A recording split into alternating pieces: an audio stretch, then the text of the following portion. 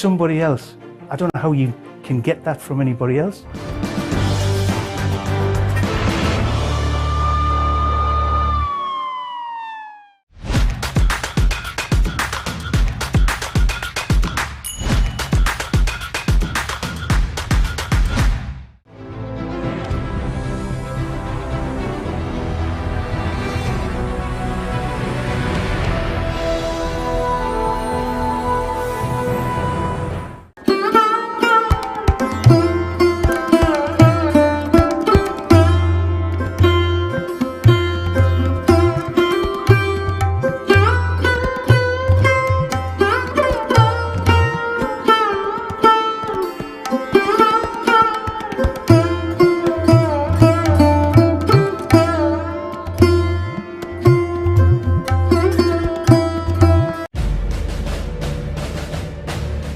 My name is Terence South. I formerly served in the British Army.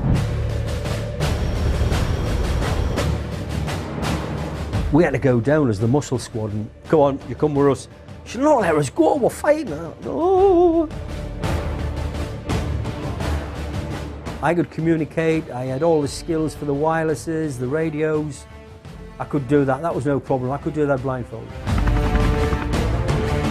Second World War, understood where you were and what you were doing, where your head was.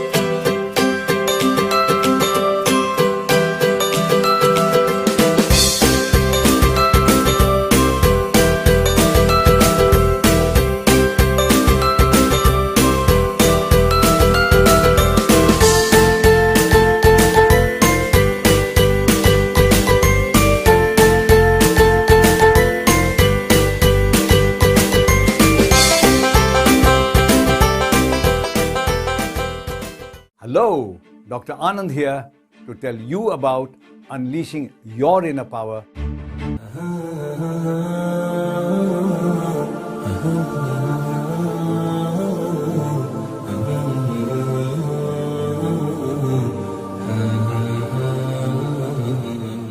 इसी तरह अल्लाह ताला ने इरशाद फरमाया सूरह आल इमरान की आयत number 132 के अंदर वातियुल्लाह व रसूल लअल्लकुम तुरहमून।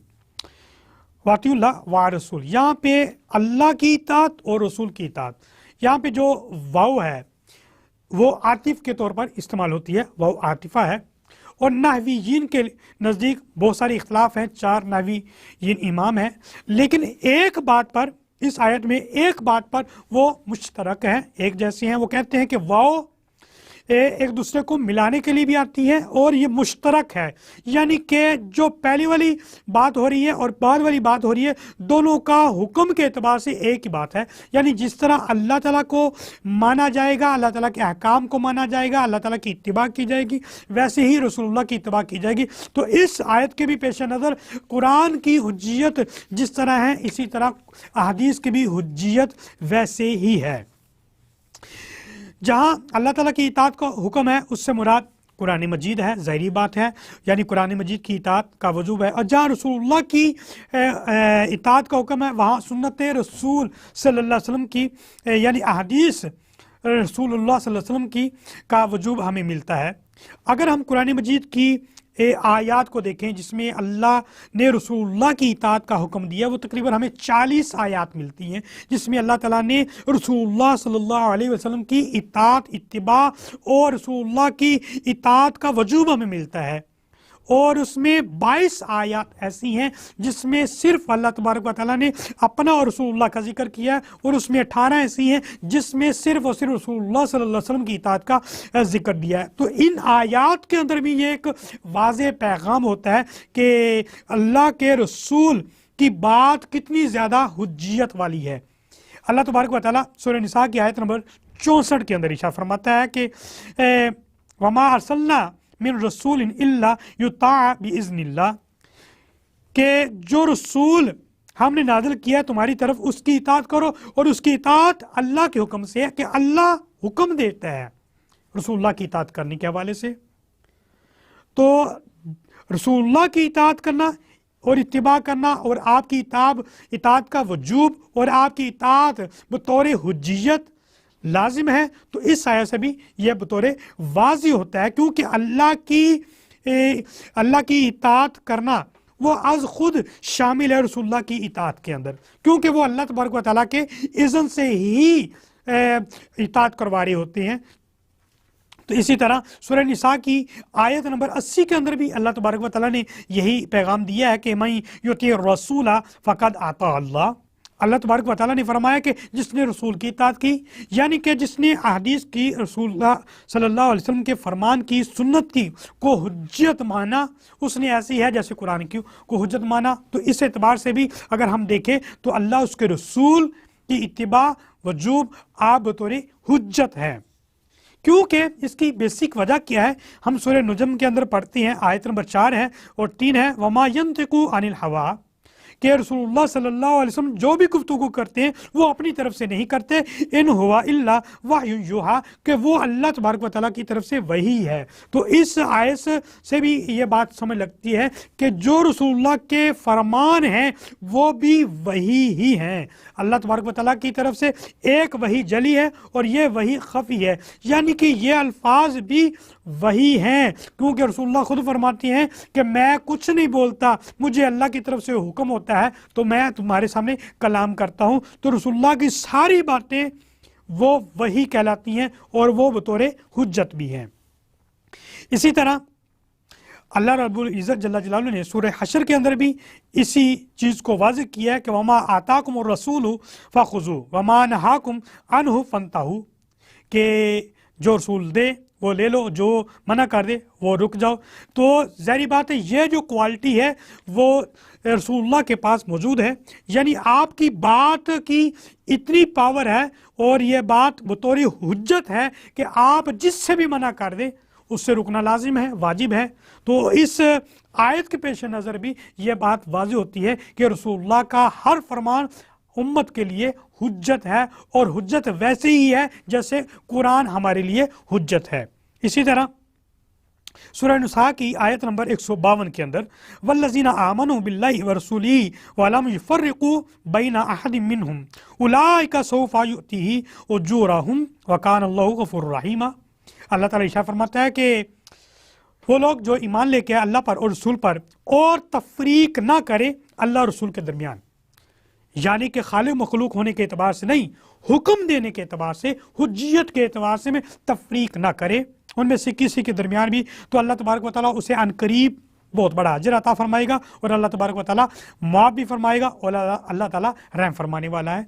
तो इस आयत के अंदर भी अल्लाह तबारक व तआला ने वाज़ेह पैगाम दिया है कि रसूलुल्लाह सल्लल्लाहु अलैहि वसल्लम की बात की और आपकी हदीस की कितनी वैल्यूज़ है और आपकी कितनी अहमियत है और आपकी बात बतौर हुज्जत है। इसी तरह अल्लाह ताला ने सूरह आल इमरान के अंदर भी फरमाया कि कुल इन कुंतुम तुहिब्बूनल्लाह फत्ताबिऊनी, रसूलुल्लाह की इत्तिबा करो अगर मुझसे मोहब्बत करते हो, यानी कि इत्तिबा, आपकी इत्तिबा करना बतौर हुज्जत बयान हुआ है। इसी तरह अला इन्नी ऊतीतुल कुरान व मिस्लहु माहू, अबू दाऊद शरीफ की हदीस हमें मिलती है कि रसूलुल्लाह ने खुद फरमाया है कि मुझे अल्लाह ताला ने कुरान दिया है और उसकी मिसल और वो कुछ दिया है, और उसकी मिसल से मुराद क्या है, वो रसूलुल्लाह सल्लल्लाहु अलैहि वसल्लम की अहदीस हैं, आपके फरामीन हैं और आपकी गुफ्तगू है, आपका तरीका है, आपकी सुन्नत है। तो इससे एतबार से भी जो कुरान की मिसल हो, यानी कि जो कुरान की मिसल है, आपकी बातें, आपके फरमान हैं, वो भी बतौर वैसे ही पावर रखते हैं, कुव्वत रखते हैं जिस तरह कुरान मजीद है, यानी बतौर हुज्जत। इसी तरह हमें जानना है कि सुन्नत और हदीस, सुन्नत किसे कहती हैं? सुन्नत नबी अकरम सल्लल्लाहु अलैहि वसल्लम के फ़ेल और तर्ज़ अमल को कहती हैं, और हदीस का एक रिटन रिकॉर्ड मौजूद है कि नबी अकरम, रिटन रिकॉर्ड मौजूद है। सुन्नत को मालूम करने के लिए दो ज़राए हमारे पास हैं, एक हदीस है और एक तवातिर अमल है, यानी किसी सहाबी ने रसूलुल्लाह को अमल करते हुए देखा और ख़ुद भी कर दिया, और उसके बाद फिर वो ताबी ने देखा तो उसने करना शुरू कर दिया, उसके बाद तबा ताबी ने देखा उसने भी करना शुरू कर दिया। यानी तवातुर अमर के ज़रिए से एक बात हम तक पहुंची है, और एक बात क्या है वो हदीस के लफ्ज़ी एतबार से जो हम तक पहुंची है। सुन्नत को इन दो चीज़ों के अलावा कहीं से साबित नहीं किया जाता। इसी तरह आम लोग जो है वो सुन्नत और हदीस को मुतरादिफ समझते हैं, एक जैसे समझते हैं, जबकि ऐसा नहीं है। सुन्नत और हदीस अगरचे अल्फाज के अतबार से भी मुख्तलिफ हैं, इसी तरह मफ़हूम के अतबार से भी मुख्तलिफ है। सुन्नत का जो लफ्ज़ है वो अल्लाह ताला की ज़ात के लिए भी इस्तेमाल हुआ है, और हदीस का लफ्ज़ भी अल्लाह ताला की ज़ात के लिए इस्तेमाल हुआ है। और सुन्नत रसूलुल्लाह के लिए भी इस्तेमाल होती है और हदीस रसूलुल्लाह सल्लल्लाहु अलैहि वसल्लम के लिए भी इस्तेमाल होती है। जैसे सुन्नत का लफ्ज़ अल्लाह ताला के लिए कैसे इस्तेमाल हुआ है, सूरह फतह की आयत नंबर 23 के अंदर, सुन्नतल्लाहि अल्लती क़द खलत मिन क़ब्लु, अल्लाह तबारक व तआला की सुन्नत है जैसे पहले गुजर गया। वलन ताजिदा लिसुन्नतिल्लाहि तब्दीला, अल्लाह ताला की सुन्नत तब्दील नहीं होती, अल्लाह ताला का दस्तूर तब्दील नहीं होता। ये सुन्नत अल्लाह ताला के लिए भी कही गई है। इसी तरह ला इलाहा इल्लल्लाहु ला यजमअन्नकुम इला यौमिल क़ियामति ला रैबा फीहि व मन अस्दक़ु मिनल्लाहि हदीसा, सूरह निसा की आयत नंबर 87 के अंदर अल्लाह ताला के लिए हदीस का लफ्ज़ इस्तेमाल हुआ है। यानी कि अल्लाह तबारक व तआला के लिए जो लफ्ज़ इस्तेमाल हुआ है वो रसूलुल्लाह के लिए भी इस्तेमाल होता है, हदीस और सुन्नत। हदीस की तारीफ़ क्या है और हदीस की इक़साम क्या है? हदीस दो तरह की होती है, एक हदीस जिसे हम अखबार कहते हैं और एक हदीस जिसे आसार कहते हैं। हदीस की तारीफ़ असल में यह है कि जो आप सल्लल्लाहु अलैहि वसल्लम का फ़ेल है, आप सल्लल्लाहु अलैहि वसल्लम की तकरीर है और आप सल्लल्लाहु अलैहि वसल्लम का अमल है, उसे कहते हैं अहादीस। और इसी तरह तकरीर, अब तकरीर से मुराद ये कि नहीं है कि कोई बंदा स्पीच कर रहा हो उसे तकरीर कहते हैं। तकरीर से मुराद आप सल्लल्लाहु अलैहि वसल्लम के सामने कोई भी अच्छा काम हुआ है और आपने उसको पसंद किया या खामोशी इख्तियार की है और उसी तरह वो चलता गया, तो उसे तकरीर कहती हैं। इसी तरह आसार हदीस से मुराद किया है, आसार हदीस से मुराद सहाबा इकराम के फ़ेल कौल और तकरीर को आसार हदीस कहती हैं। तो इसी तरह हदीस यानी कि रसूलुल्लाह सल्लल्लाहु अलैहि वसल्लम, हदीस जो रसूलुल्लाह सल्लल्लाहु अलैहि वसल्लम ने फरमाया एक मतन का नाम है, और जो उस मतन को बयान किया जाता है और बयान एक कड़ियाँ होती हैं, एक लिंक होता है, उसको सनद बोलते हैं।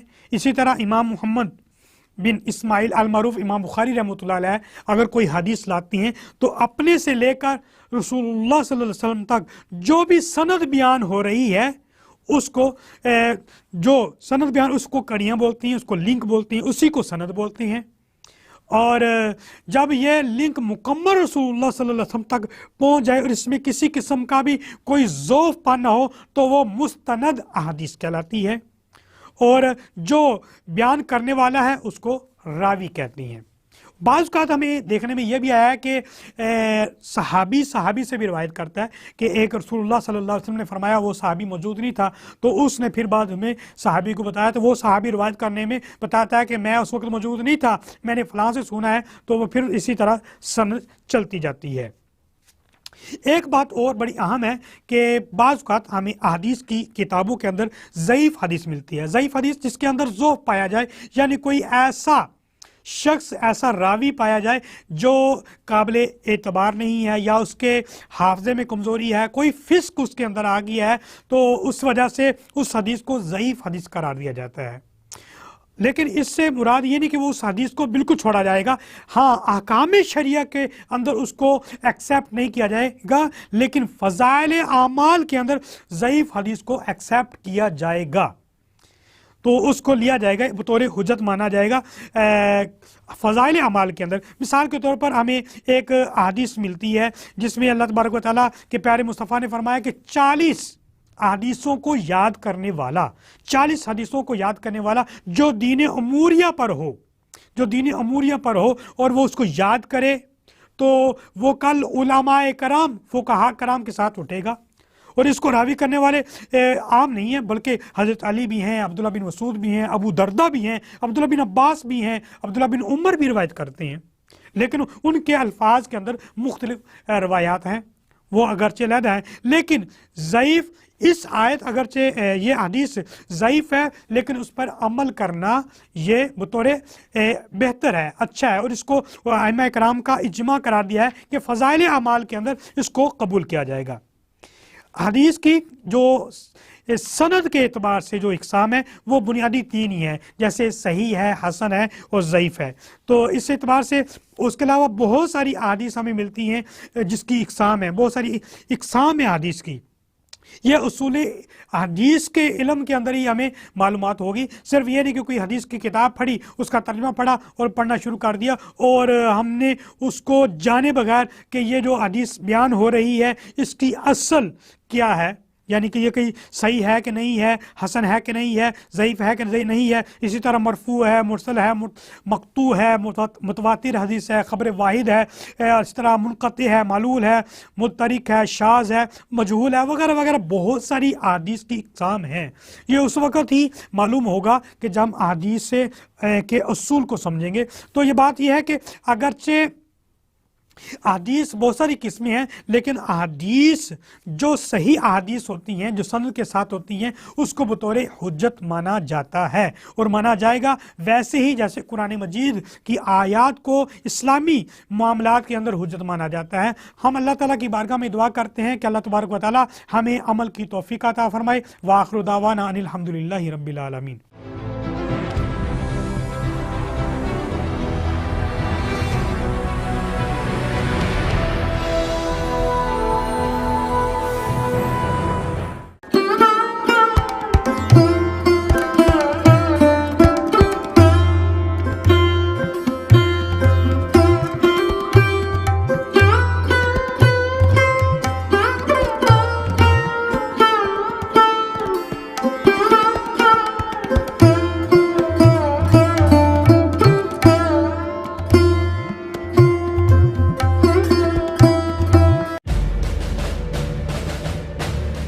My name is Terence South. I formerly served in the British Army. We had to go down as the muscle squad and go on, you come with us. She not let us go, we're fighting. Oh. I could communicate, I had all the skills for the wirelesses, the radios. I could do that, that was no problem. I could do that blindfolded. Second World War, understood where you were and what you were doing, where your head was.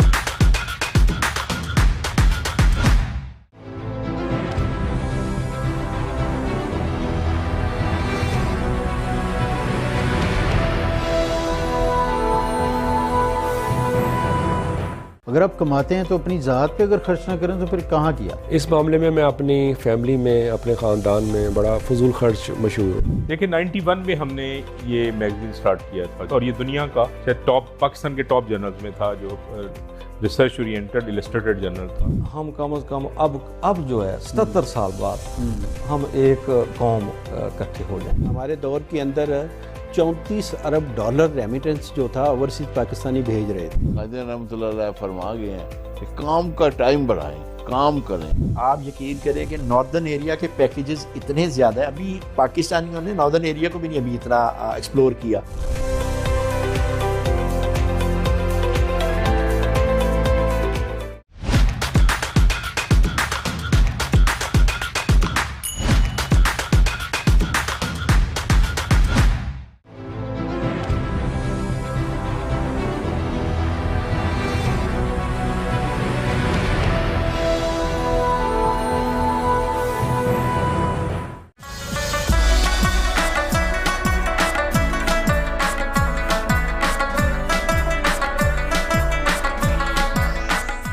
मई की धूप में जब हर तरफ गर्मी का राज होता है, ऐसे में कुदरत का ये जर्द तोहफा अमलतास न सिर्फ साया फराहम करता है बल्कि माहौल में रंगों की बहार भी ले आता है। अमलतास, जिसे सोने की झाड़ी भी कहा जाता है, न सिर्फ एक खूबसूरत दरख्त है बल्कि इसका तिबी इस्तेमाल भी अहमियत रखता है।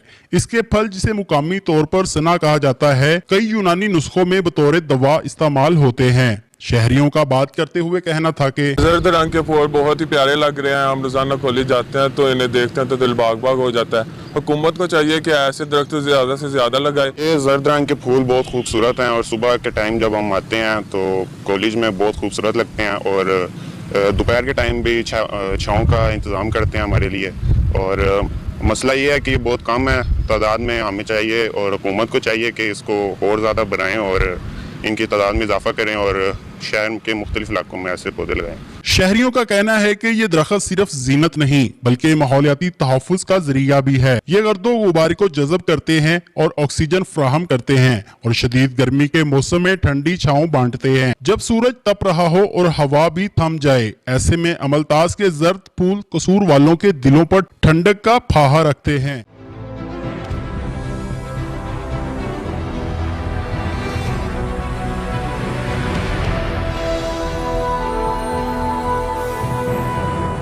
आप लोगों ने पहले भी आवाज़ उठाई, इस्लामाबाद में गए बिजली के ख़िलाफ़, महंगाई के ख़िलाफ़, तो आप लोगों की आवाज़ सुनी नहीं गई। देखिए, जमात इस्लामी ने महंगाई के ख़िलाफ़ और ख़ास तौर पर बिजली के बिलों में होश रुबा इजाफे के ख़िलाफ़ हमने आवाज़ बुलंद की थी। 300 यूनिट तक का उन्होंने कहा था कि हम सोलर सिस्टम देंगे। हाँ जी। कराची में, सिंध में देना शुरू किया हुआ, वहाँ वो हमारी हुकूमत है।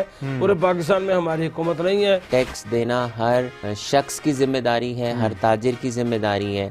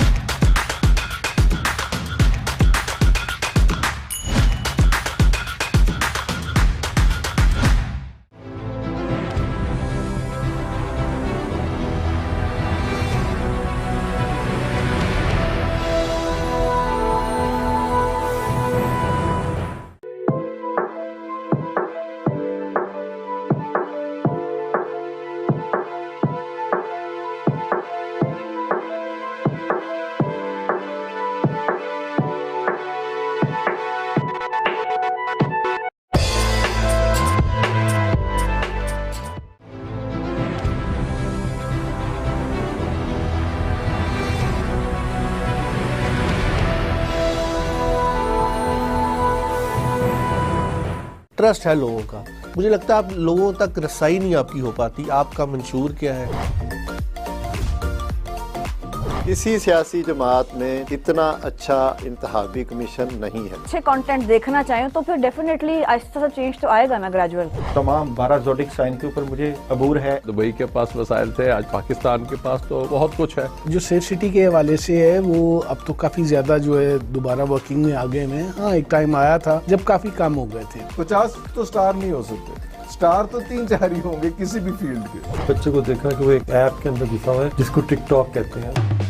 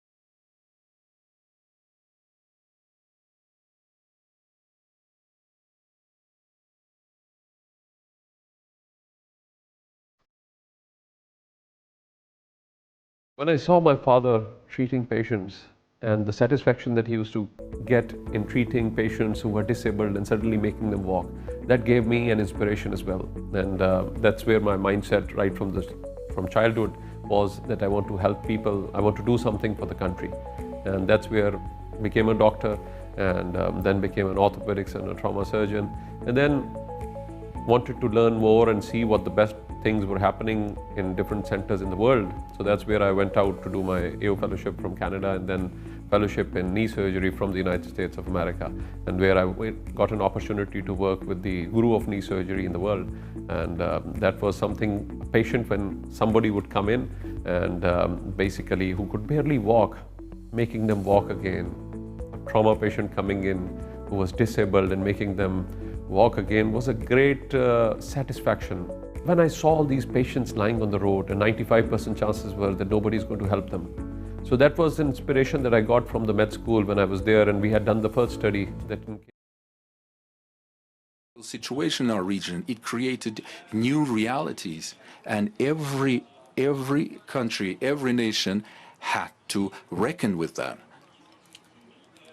In 2023, we conducted one-day anti-terrorist operation that secured complete restoration of our sovereignty and eradicated separatism in our country once and for all.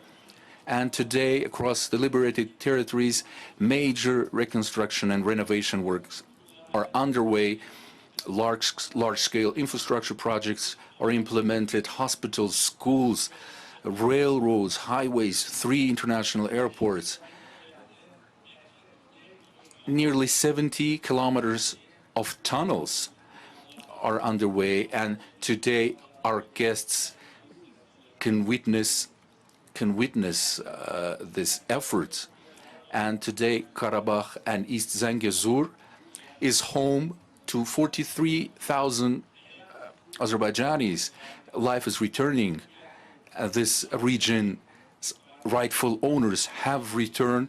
We were destined to return, and that's exactly what happened.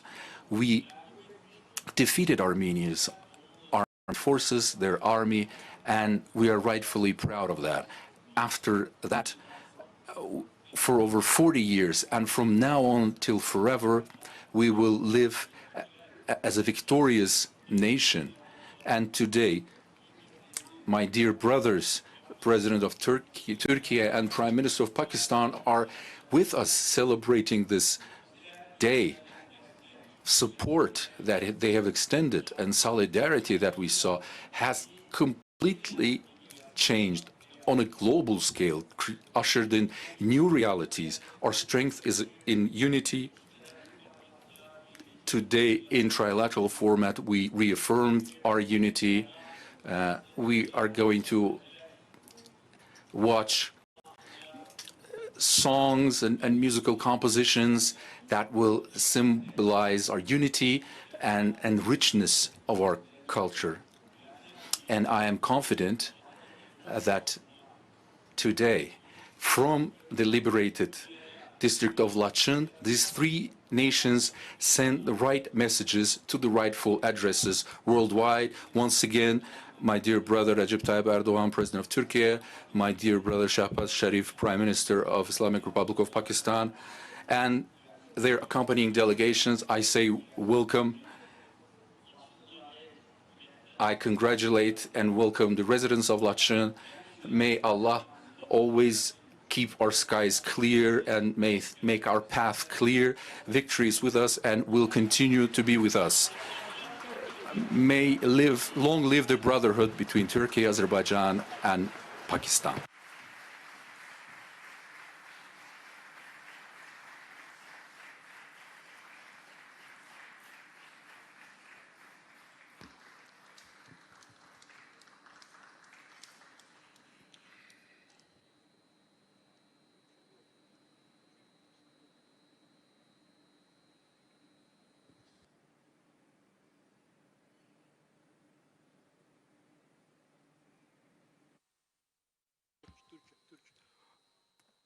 Türkiye Respublikası'nın prezidenti Janab Recep Prime Minister of Pakistan, Prime Minister of Pakistan, esteemed members of government, distinguished artists and performers, ladies and gentlemen, let me greet you all with most heartfelt feelings and with warm regards.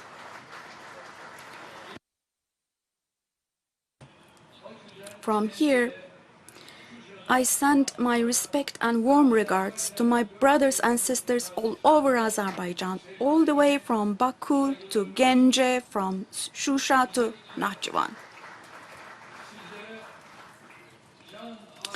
I would like to convey to you the greetings of 86 million people in whose hearts storms erupt when we say Jan Azerbaijan, or when we say two states, one nation. Now, when we look at the picture here, we see three states, one nation. Indeed, I am very pleased today to be with you here in this meaningful concert where we emphasize our common culture and brotherhood on the occasion of Jan Azerbaijan's 28th of May Independence Day.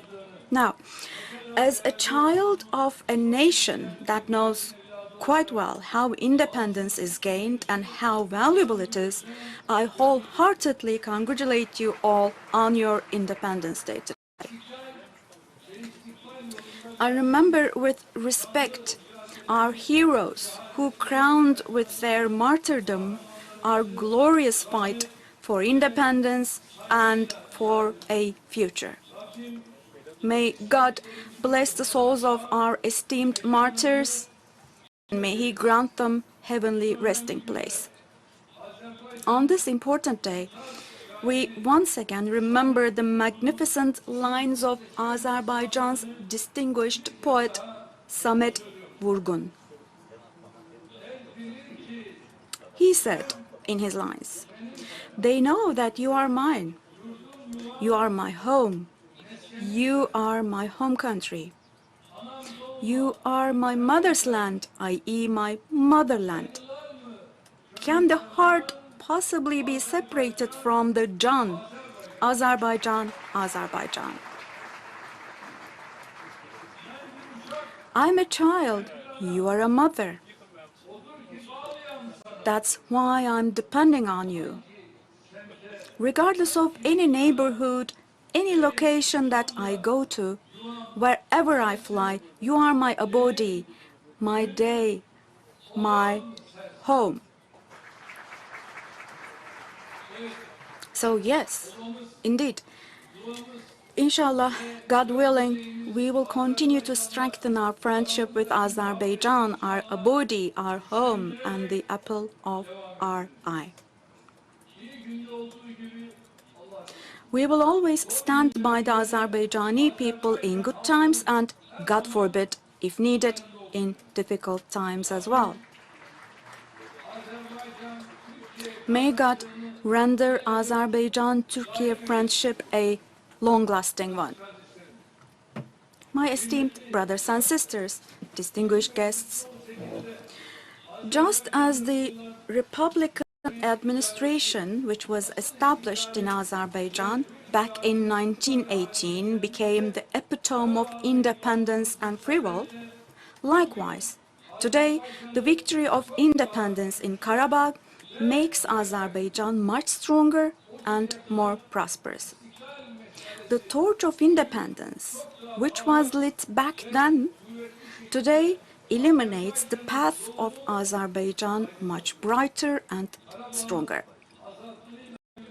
With the liberation of Karabakh, each musical note rising in these lands, played in these lands, becomes the sound of not only a victory, but also the resurrection of a nation.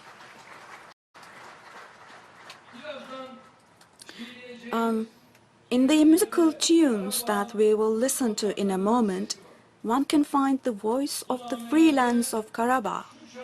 In these melodies, there is the manifestation of the freedom echoing on the rocks of Shusha, the hope growing in the valley of Lachin, the national will flourishing in Genge and in Baku.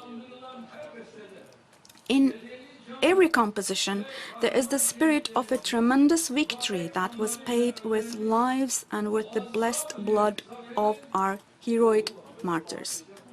So, today, We see this concert as a rare gathering that salutes our eternal brotherhood, our common memory, and our prosperous and strong future. Now, you will remember that together with my brother Ilham, we had inaugurated the Fuzuli and Zengilan international airports, which are the gateways of Karabakh to the world. And today, happily, we were again blessed to open the Laçın International Airport. We are building strong cooperation with Azerbaijan in almost every field, from energy to transportation, defense to trade, agriculture to education. With the unique contributions of my brother Ilham, we are taking our relations to a level that will set an example not only for the region, but also for the whole world.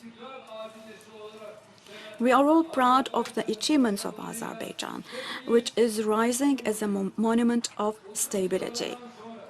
Following 3 decades with liberation from captivity, it is time now for Karabakh to write a story of success, a story of peace and development. Today, we aim to establish lasting peace, trust, and good neighborly relations by learning the lessons of our past sufferings. We believe that President Aliyev, the victorious commander-in-chief, will go down in history as the architect of peace. So, with these thoughts in mind, I would like to express my gratitude to the Jan Azerbaijani people, to my brothers and sisters from Laçın for their sincere and warm hospitality, and to the Prime Minister of Pakistan, my dear friend Shahbaz Sharif, who has made us very happy with his presence on this meaningful day today. Once again, on behalf of myself and on behalf of my nation, let me greet you all with my most heartfelt feelings, and I congratulate you once again on May the 28th, the Independence Day. May God make our path and our fortune open and bright. I entrust you to God, wishing to meet again and be able to embrace one another again. Thank you and all the best to you.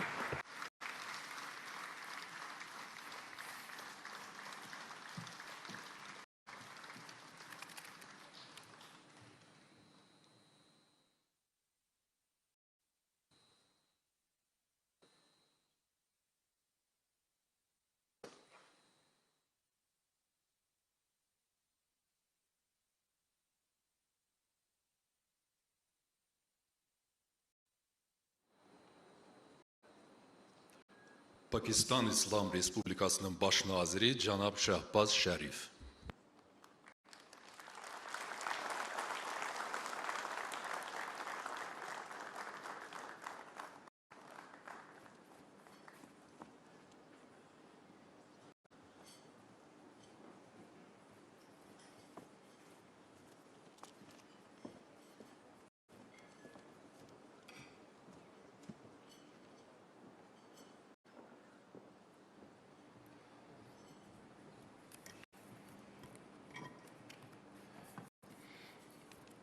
Bismillahirrahmanirrahim. My very dear brothers, President of Azerbaijan, Ilham Aliyev, and President of Turkey, Recep Tayyip Erdogan, Honorable Ministers, Excellencies, distinguished guests, and our brothers and sisters from Laçın, ladies and gentlemen, Assalamu alaikum, and a very good evening.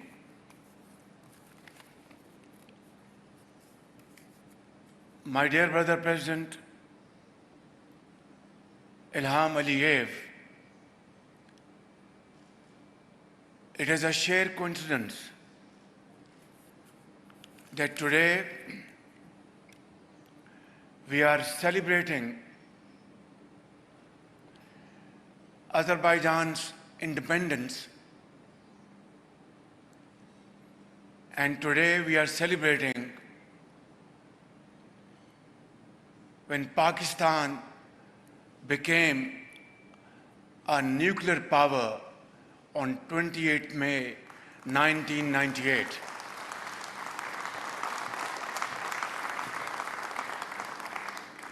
It is therefore, it's a great pleasure and honor to participate in this celebration event, and my heartfelt congratulations to you, my dear brother President Ilham, and to our brothers and sisters in Azerbaijan. And what a great honor to be here on a day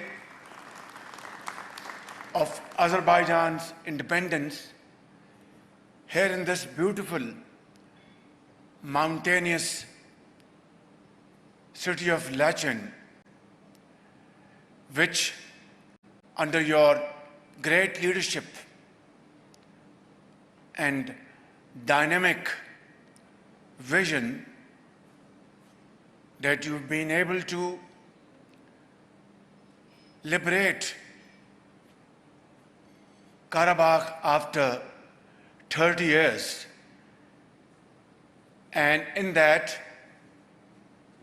your armed forces fought bravely,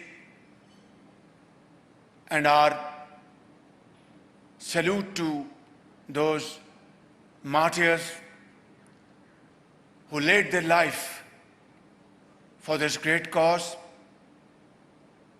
and to those Ghazis who stood firm and fought the enemy with great grit and great courage. I congratulate you once again for this wonderful contribution to your nation. And in that struggle, our brother President Tayyip Erdogan and our brothers and sisters from Turkey were a source of great support and encouragement to Azerbaijan on that hour of need, and Turkey's support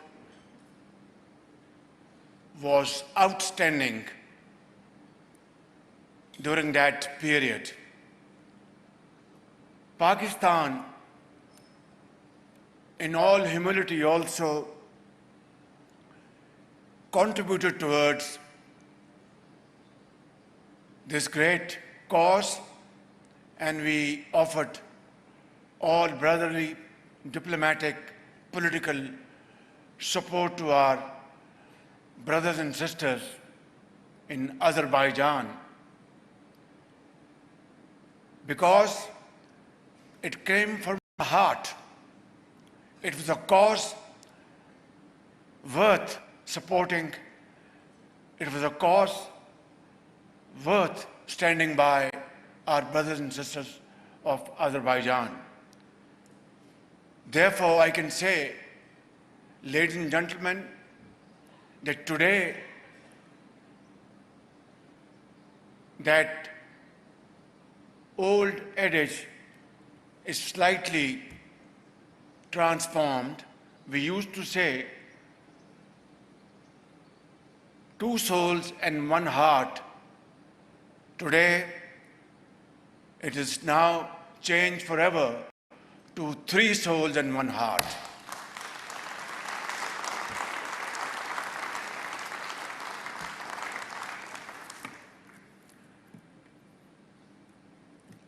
Ladies and gentlemen, Pakistan has just been able to overpower an enemy in the last few weeks, which is 5 times more populated than Pakistan, which is many times stronger in economic terms than Pakistan, and which has spent over decades hundreds of billions of dollars to purchase world's latest weapons, ammunition, fighter planes, and modern technology. On 22nd of April this year, in Pahalgam, a part of occupied Jammu and Kashmir,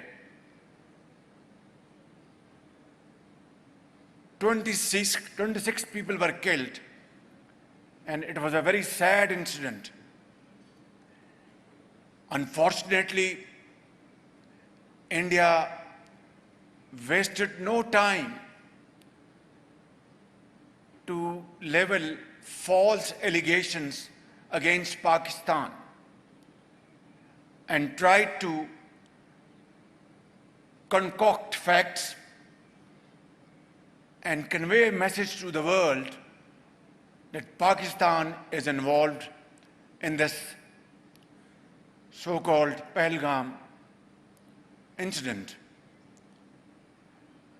We offered immediately, without wasting time, an international inquiry commission to investigate this matter in a very transparent and credible fashion. But in response, India attacked Pakistan, killing 33 innocent Pakistanis, and out of which there were children.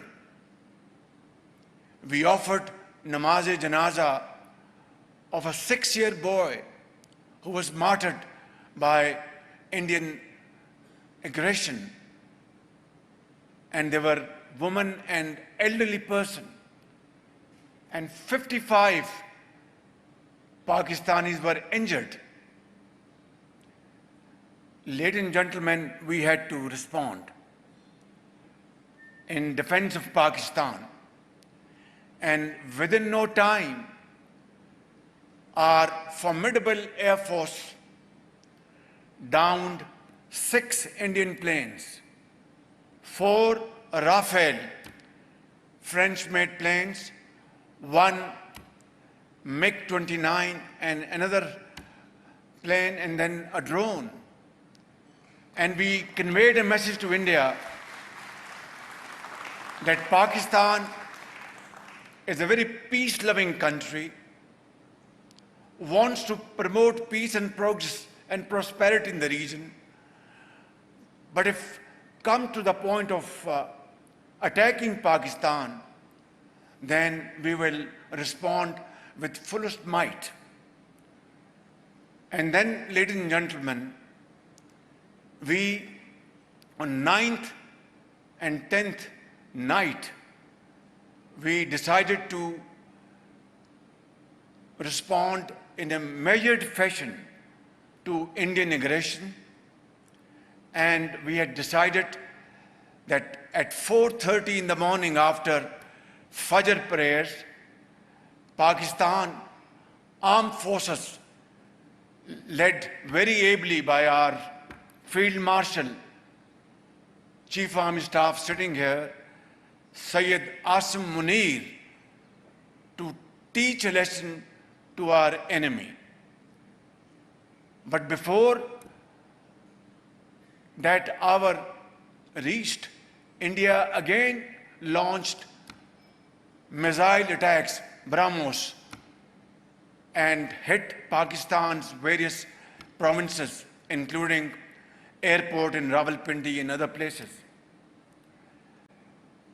Our Chief of Staff, who's sitting here in the first, Field Marshal, could you kindly stand up, and I would like to introduce you to the...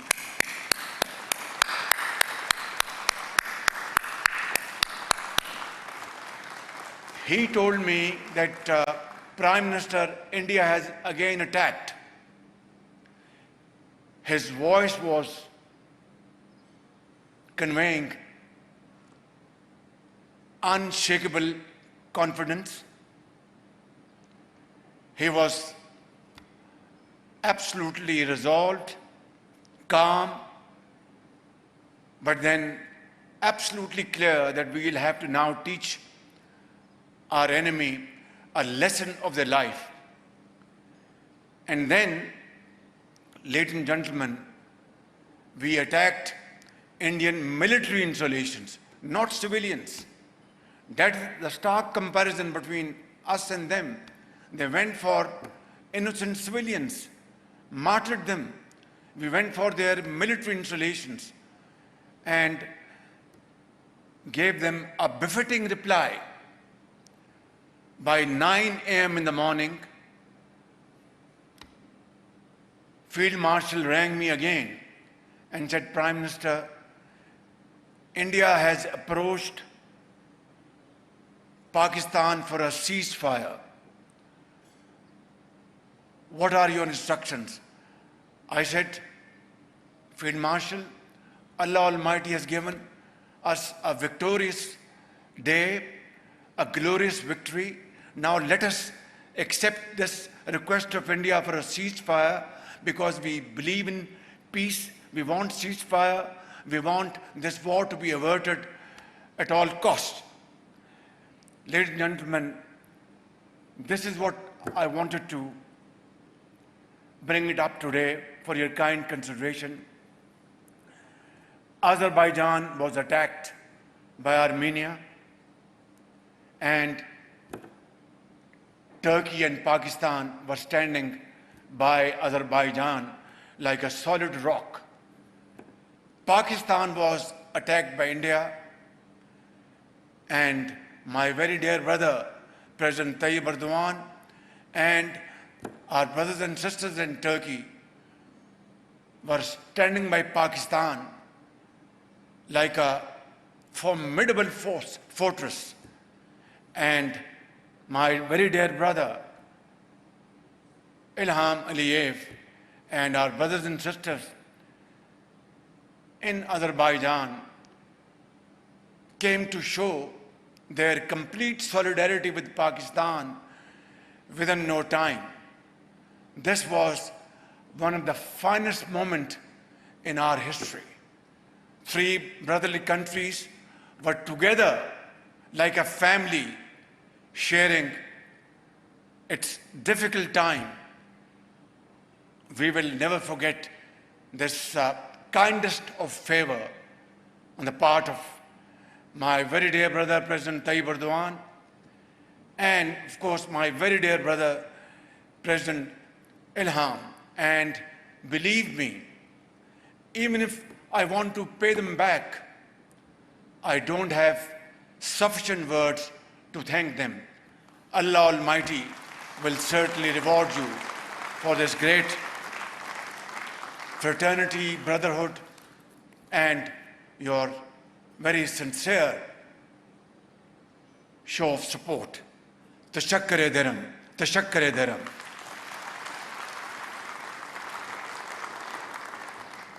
Today we had our second round of trilateral meeting. And my brothers and sisters, I want to share with you, without going into any details, that this trilateral meeting was most productive and most inspiring in terms of what we discussed and what we are going to coordinate between the three brotherly countries in times to come. Inshallah, today the flags of three brotherly countries fluttering in this beautiful, serene place of Lachin goes to explain in volumes that these flags together will fly higher and higher, and inshallah, together we will march towards the path of progress and prosperity. I would also like to thank both my very dear brothers for supporting the just cause of Jammu and Kashmir, where the valley of that beautiful mountainous area, Kashmir, is red with the blood of Kashmiri freedom fighters.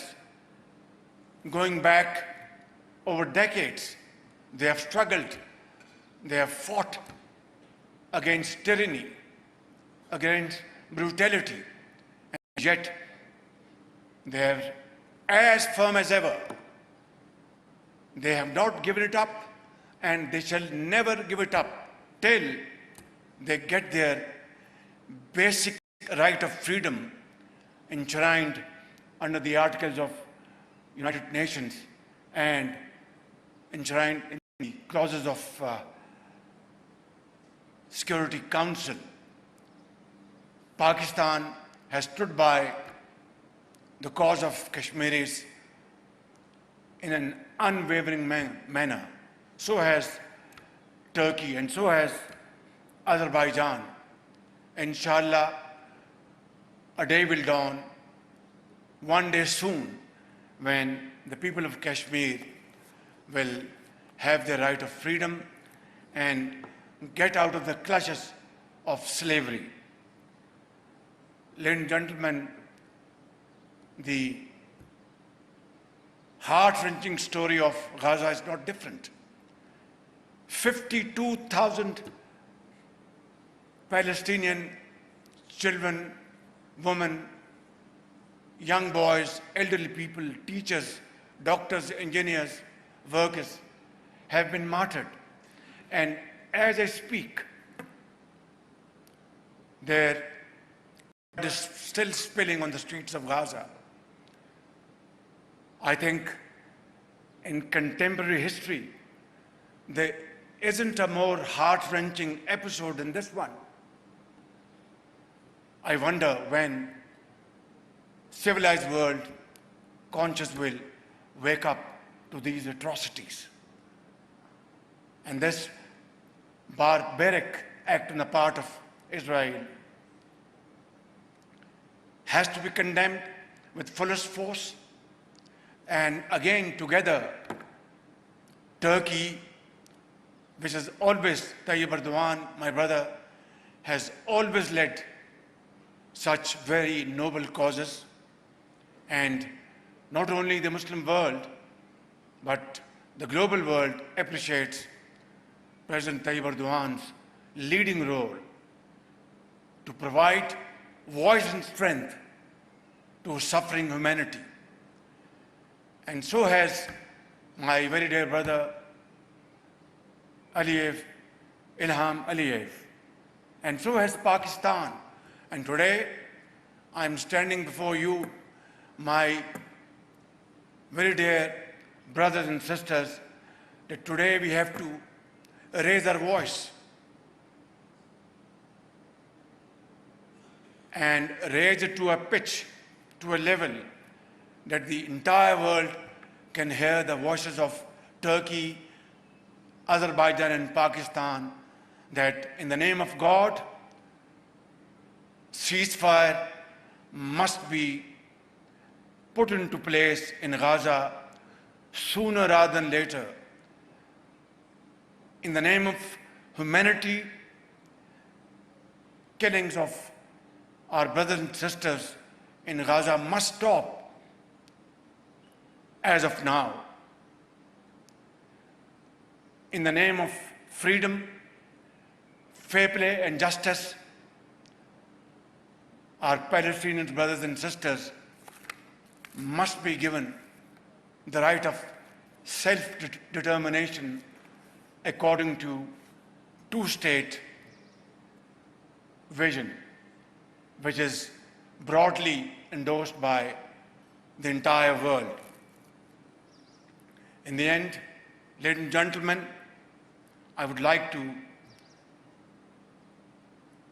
submit, may the crescents on the flags of our great nations, Turkey, Azerbaijan and Pakistan, continue to shine side by side with our flags fluttering high and high as emblems of strength, unity, hope for our peoples and for the entire Muslim world.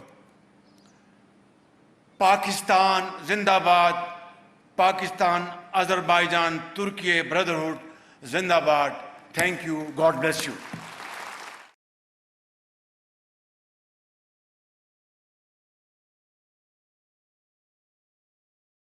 It'll be me in court who has to consider why I made certain decisions. I recall one where we knew we wanted somebody who was a violent criminal. He was wanted for an armed robbery at a bank. We knew where he lived, but we didn't want to go into the premises in case he had a gun. It was about how we managed. So I had armed officers and I also had a surveillance team, plainclothes officers, watching this particular house. And I have to say, he was the most boring bank robber I've ever met. He never left the house for 3 days. So for 3 days, I sat in a car park at a local supermarket with 3 marked police vehicles, 2 unmarked police vehicles, and people watching the scene. And would you believe the gentleman, but the individual we were looking for came out of the house with his wife and went to the local hospital. And I knew the place, that was where I was an inspector. So I knew the place as like the back of my hand. And what it turned out was his wife had fallen down the stairs and broken her ankle. We subsequently broke her ankle and he took her to hospital where we were able to arrest him in the street. And in the nicest possible way, because I believe in this, he was sentenced to 14 years in prison for the armed bank robbery. So they're things that occur and that's how I learn. And then of course, they're the operational roles I have responsibility for. But back to all the things I've told you before as you progress, I still have 250 officers who have their own little problems, have their own daily crisis, keep coming to me when there's a problem, management of the situation. Now I've got a community involvement. Gateshead has the largest Jewish Orthodox community and I had some great relationships with individuals there, making sure that we all lived peacefully together or as peacefully as one can. And then, not least of which, let's go back, I'm now a superintendent, but guess what? My wife got a rank as well. She wanted to be a chief superintendent. So once again, I've still got a boss, but I've got another boss.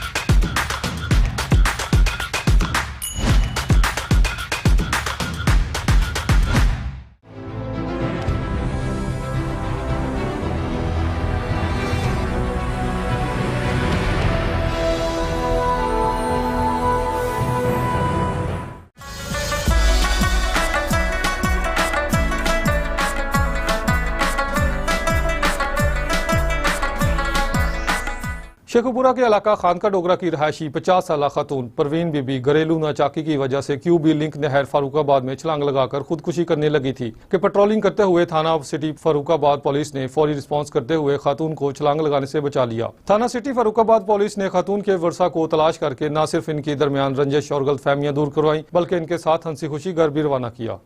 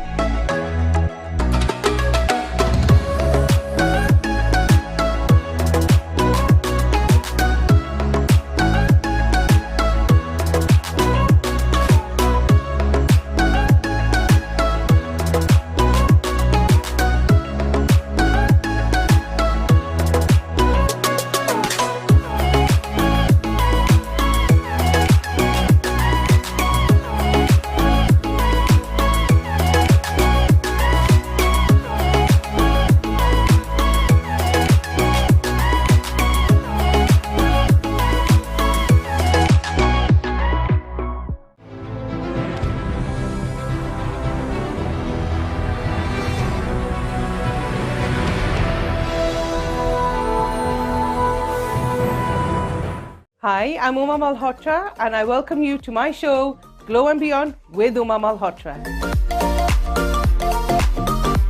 Why should I get that facial? Why should I go for a Repicharge facial and then an O3 facial? We do the research for you. So we make sure we give you the best. For example, you got fat lash. A client was allergic to fat lash, so I did a London Lash patch test on her. She was absolutely fine with London Lash. So I used the London Lash.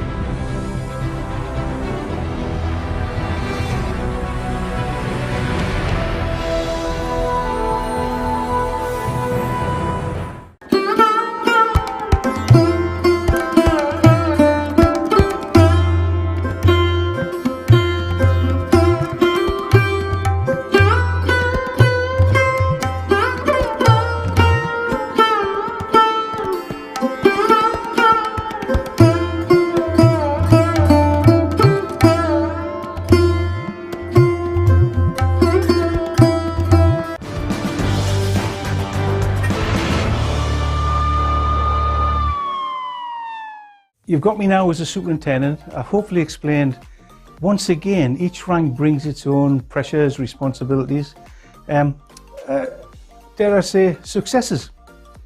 Because there's nothing better from a police officer's point of view, bringing a case, no matter how big or how small, to a successful conclusion. And that conclusion for me is actually getting to the stage where the case has been proven and the individual is left to the courts to be sentenced. I was brought up never to criticise the sentencing, that's the magistrate's part. My job's to get them there and get them convicted. So as a superintendent, and it's nearly 20 years ago now, it was Boxing Day in Leeds.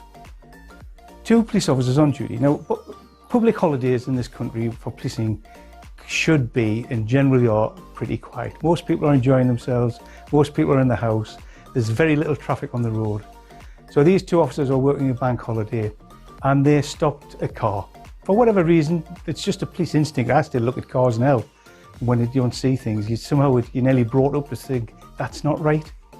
So they stopped this car, and when they stopped it, they saw that it had an excise license which didn't seem to fit the vehicle. Standard police procedure, they put the driver of the vehicle in the back of the police car. But they thought there was something not quite right, so they asked for a little bit of assistance, and one of the local Panda lads came along. So now we've got 3 police officers and this individual in the back of the car, and his name, what I now know and we know, is David Francis Beaver. What they didn't know was that he had an automatic handgun in his hand, or concealed, and as they went to talk to him in the back of the car, he shot one police officer point blank, who died instantly. And as the other 2 ran away, because who wouldn't, they weren't armed, he shot them both. They managed to get away, and as so did he. Now, if there's anything worse in this country, or any country, but particularly in England, bear in mind the police officers are generally not armed, it's the fact of killing a police officer.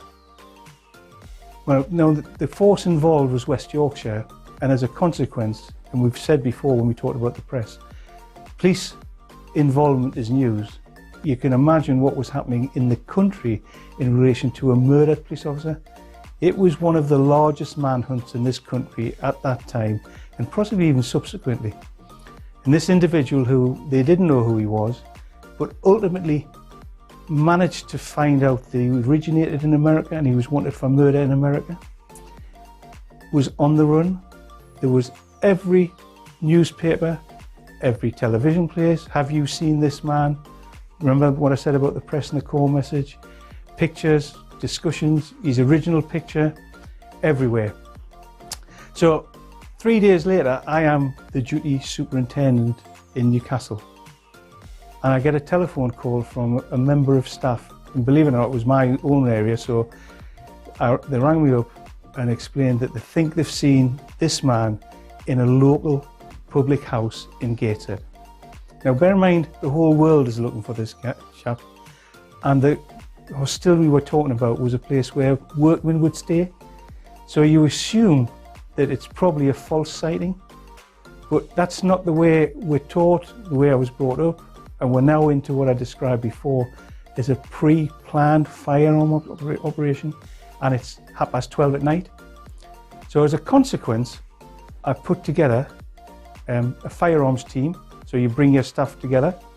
I've got unarmed officers, and at every pre-planned meeting, you do a briefing. The tactics were very simple. We could wait till the morning, but if you're in the morning, you've got members of the public, maybe going to school, going to work, etc. Maybe not school, but work.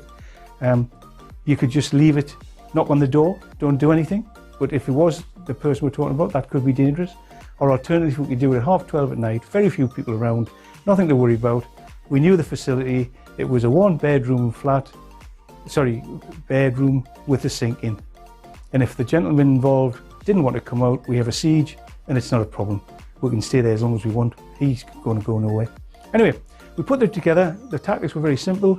We put what we call an outer cordon of unarmed officers. We put an inner cordon of firearms officers, and then we sent armed officers in to knock on the door, in the best way. Now, you will have seen all the television programs of armed officers, and none of them are quiet. It's about being assertive, aggressive. It's about making sure you know who is in charge. And that's exactly what they did. The issue for me is, I'm in charge, I've had to organise it, I'm responsible, I say go, and if anything goes wrong, it's my fault. That's what you sign up for. Anyway, they knocked on the door, and I got the call on the radio, nothing's happening. And then the door opened, they put this guy on the floor, and it turned out to be David Francis Beaver. You wouldn't believe, to this day, we still don't know why he's there. He's never spoken to the police. We've now just arrested the most wanted man in England, and possibly the world, but definitely let's just say England. And now we've got a whole different scenario of how he managed. And this is where a lifetime of policing skills, learning the role through different ranks comes together. Because you don't go into the room, we just sealed it. We didn't know, I didn't know what the forensic strategy for West Yorkshire was for. They need to do that. So I know we need to seal the place, seal the room. I know the officer involved have to take this individual to one of our terrorist holding locations, which is exactly what we did do. He's arrested. Eventually, people work out what's happening. But there's two parts to this. One, the fact it came to a successful conclusion is hopefully what I trained for all my life. It hopefully builds upon everything I've talked about from joining the job at 19 to being a superintendent some 30 years later, of all the skills, abilities, leadership and management came to fruition on that one night of management and working with it. And the other thing that always, when I said if anything goes wrong, when they investigated the room for the forensic strategy, the gun he used to murder the police officer was under the pillow, loaded and ready to fire. If I hadn't worked the way I did on that night and just sent a police officer to knock on the door and say, excuse me, that officer would be dead now, and I'd still be asking questions. So when it comes back to the final part, maybe my proudest moment, yes, being involved in managing the arrest of that individual, but it also culminates in the end of 32 years of being a police officer and all the skills and I learned through that period of time. I will be seeing you again on South Asia TV. Thank you very much.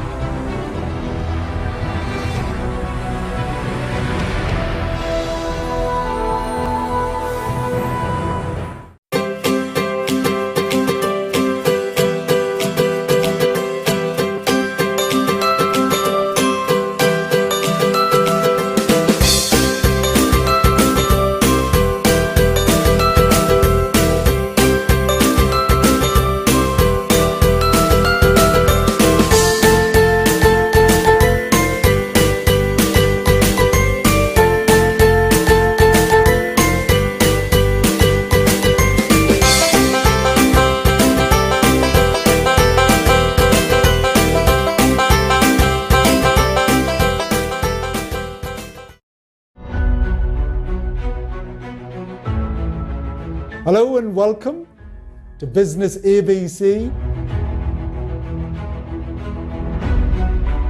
But the number one reason why businesses fail, whether they are starting or scaling or growing, is because of money. And when you go to them with an idea, they will always go, oh, great idea, oh, vadya. The best businesses either fix something or they make them better. Where it's legal or where it's contract, take your time.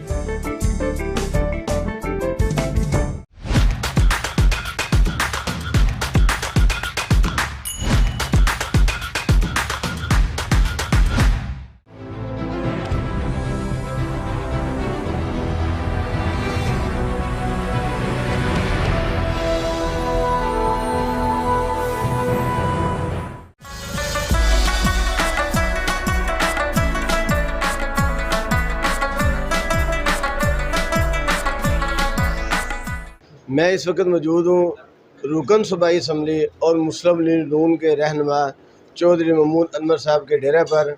आज 28 मई योम तकबीर के हवाले से एक तकरीब का इनकाद किया जा रहा है। आज हमारे साथ मौजूद हैं चौधरी महमूद अनवर साहब। उनसे बात करते हैं कि उनका योम तकबीर के हवाले से क्या कहना है। जी बिस्मिल्लाहिर्रहमानिर्रहीम। योम तकबीर एक ऐसा खुशी का दिन था पाकिस्तान के लिए जब मियां नवाज शरीफ ने इंडिया के 5 धमाकों के मुकाबले में 6 धमाके करके पाकिस्तान के दफा को नाकाबिल तस्खीर बना दिया। इंशाल्लाह क़यामत तक अब पाकिस्तान की तरफ कोई बंदा उल्टी निगाह से नहीं देख सकते।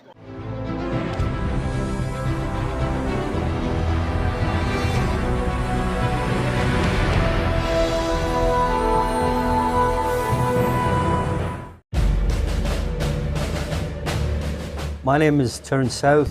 I formerly served in the British Army. We had to go down as the muscle squad and go on, you come with us. She said, "No, let us go, we're fighting." Oh. I could communicate, I had all the skills for the wirelesses, the radios. I could do that, that was no problem. I could do that blindfolded. Second World War, understood where you were and what you were doing, where your head was.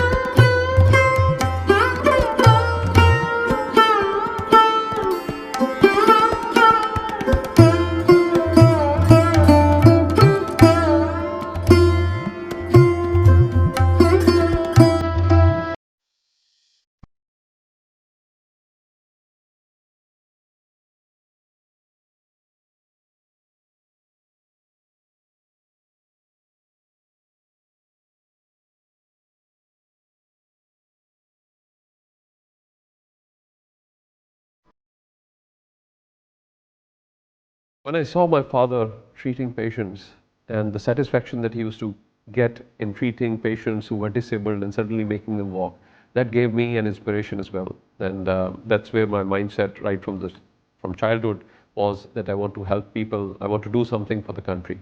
And that's where I became a doctor and then became an orthopedics and a trauma surgeon.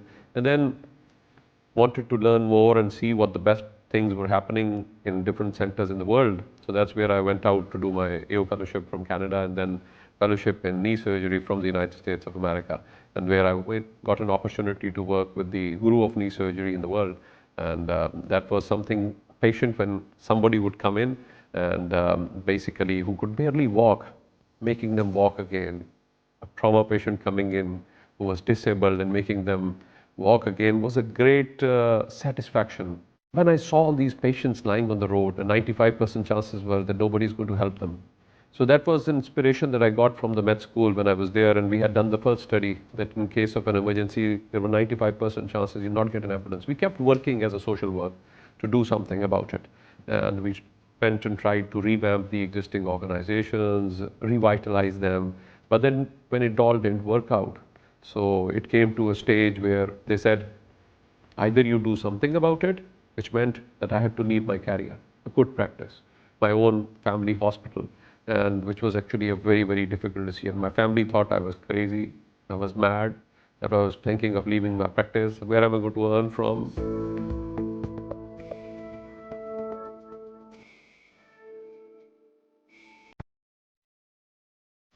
The biggest challenge that we faced when we were making rescue was changing minds.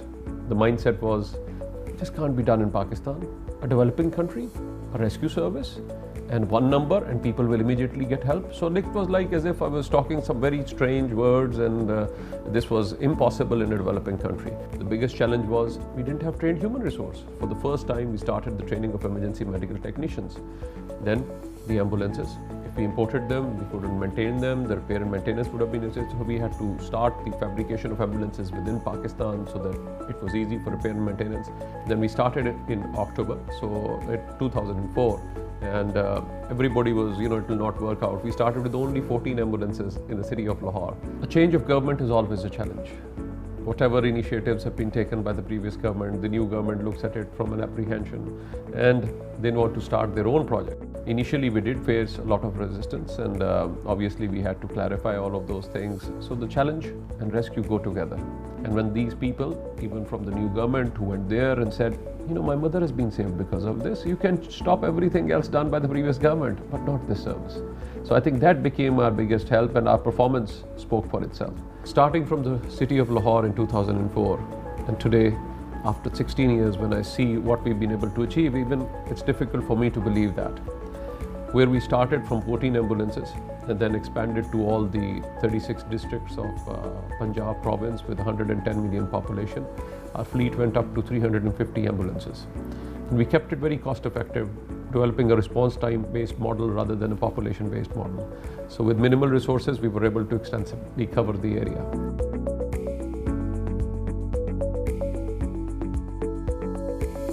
When we saw the challenge of the increasing traffic, the congested areas, the walled city or the old city areas where it was very difficult for the ambulance to respond, we went into a motorbike ambulance service, and today the motorbike ambulance service has transformed everything, and we've been able to respond to over 600,000 calls up till now with an average response time 4 minutes, which I think is comparable even internationally. And everybody, even when we were starting the motorbike ambulance service, was a lot of apprehension. This will not be successful, this is going to be a waste, and nobody could really believe that they could do it. And today they are able to reach the most difficult areas, the most difficult narrow streets, even in traffic congestion they're able to respond to emergencies. They immediately go, they're all trained staff. In 2005 we had an earthquake in Pakistan, and we saw the helplessness of the people. And immediately 1 year after that, we established our own disaster emergency response team. And then the team, we started building our teams and the capacity of that team. And we finally applied for UN certification in 2015 after we had met the basic requirements. And today, we are the first team, the search and rescue team, which got the UN certification from INSARAG in South Asia. Then we established a model fire service, a modern fire service from Lahore in 2007, and then this service has gradually expanded to all districts of Punjab.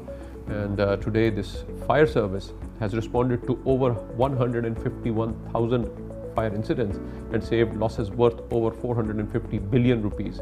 So I think that's just by improving the response and professional firefighting. Then came the floods 2010, which was a major event. And so it's like, so that was, we saw the helplessness over there. So we collected all the boats available with different organizations, so organized the service. And today we manage all the floods in the city, every year which come in the province. And today we've rescued over 200,000 victims, from different flood-prone areas or inundated areas. So this was a big change.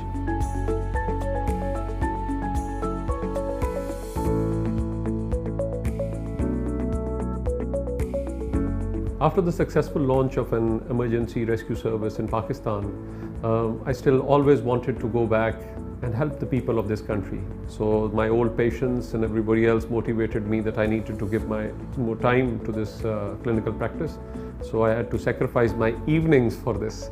So I had to sacrifice my private life, and I dedicate 3 evenings at least in a week to come and help these poor and needy patients. Clinical practice is very important. It keeps you humane, because once you're involved in the entire day in the administrative affairs, managing such a large service, then coming and helping people in need is a lot of satisfaction. And I think if I can provide them with those services, I think that's the biggest satisfaction that I get, which no money can bring.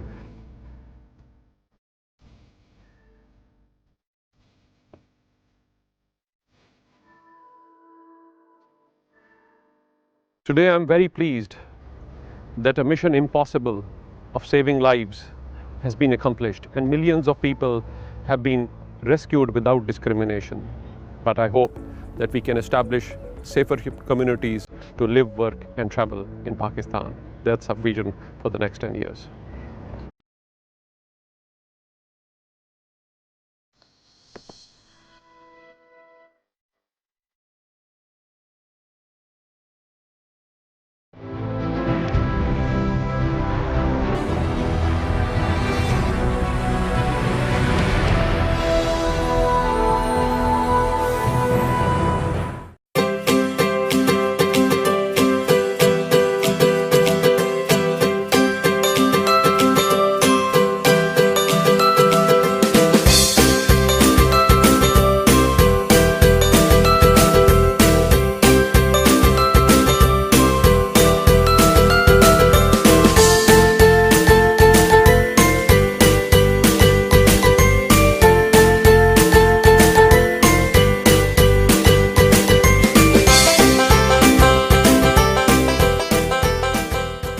अगर आप कमाते हैं तो अपनी ज़ात पे अगर खर्च ना करें तो फिर कहाँ किया? इस मामले में मैं अपनी फैमिली में, अपने ख़ानदान में बड़ा फजूल खर्च मशहूर हूँ। देखिए 91 में हमने ये मैगजीन स्टार्ट किया था और ये दुनिया का टॉप, पाकिस्तान के टॉप जर्नल्स में था, जो रिसर्च ओरिएंटेड इलस्ट्रेटेड जर्नल था। हम कम से कम अब जो है 77 साल बाद हम एक कौम इकट्ठे हो जाए। हमारे दौर के अंदर 34 अरब डॉलर रेमिटेंस जो था ओवरसीज पाकिस्तानी भेज रहे थे। कादिर रहमतुल्लाह फरमा गए हैं कि काम का टाइम बढ़ाएं, काम करें। आप यकीन करें कि नॉर्दर्न एरिया के पैकेजेस इतने ज़्यादा है, अभी पाकिस्तानियों ने नॉर्दर्न एरिया को भी नहीं अभी इतना एक्सप्लोर किया।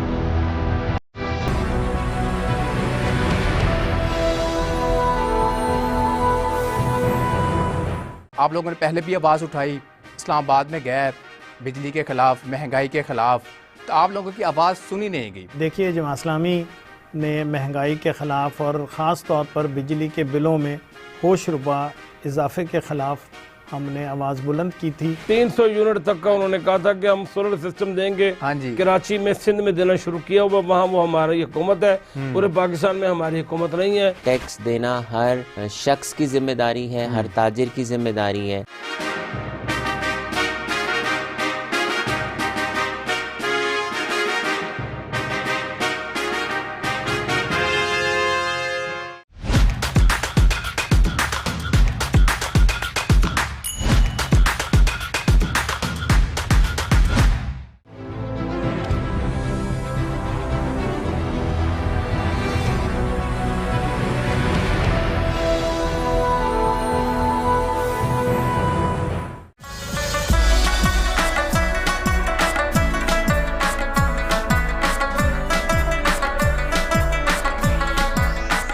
ओवरटेक सिंह से हफीज़ुर रहमान की रिपोर्ट के मुताबिक जिला राब्ता कमेटी की खसूसी इजलास के दौरान पाक अफवाज के अफसरान की आमद। स्कूलों के बच्चों ने अफवाज पाकिस्तान के अफसरान को फूलों के गुलदस्ते पेश किए, जबकि फजा पाक फौज जिंदाबाद के नारों से गूंज उठी। शहरियों ने हाथों में कौमी परचम उठाकर पाक फौज से मोहब्बत और यकजहती का इजहार किया। इस मौके पर खिताब करते हुए डिप्टी कमिश्नर मोहम्मद नईम संधू ने कहा कि ऑपरेशन बुनियादुल मरसूस भारतीय जारियत के खिलाफ कौमी वकार की अलामत है। इन्होंने मजीद कहा कि फौज पाकिस्तान अवाम के गैर मुतनज़्ज़ल एतमाद का मजहर है और यही जज्बा मुल्क की सलामती की असल ताकत है। पाक फौज के अफसरान ने भी अवाम के जोश व खरोश को सराहते हुए कहा कि कौम का यह जज्बा हमारे हौसले बुलंद करता है और हम अवाम के एतमाद को अपनी सबसे बड़ी ताकत समझते हैं।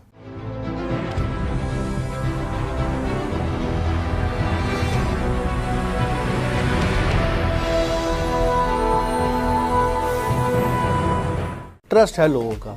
मुझे लगता है आप लोगों तक रसाई नहीं आपकी हो पाती। आपका मंशूर क्या है?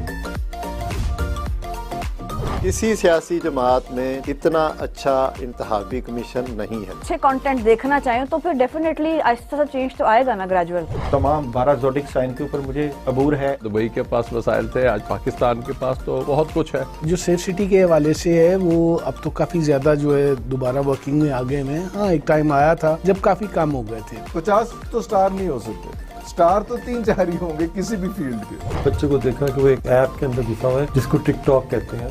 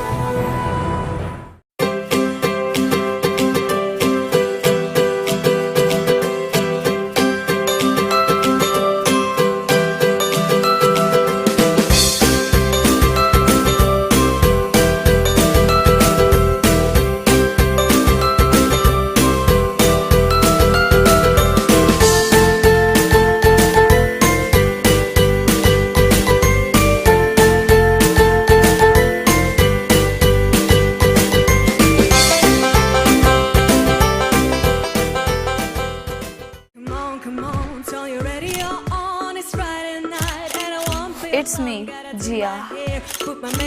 This is my street vibes.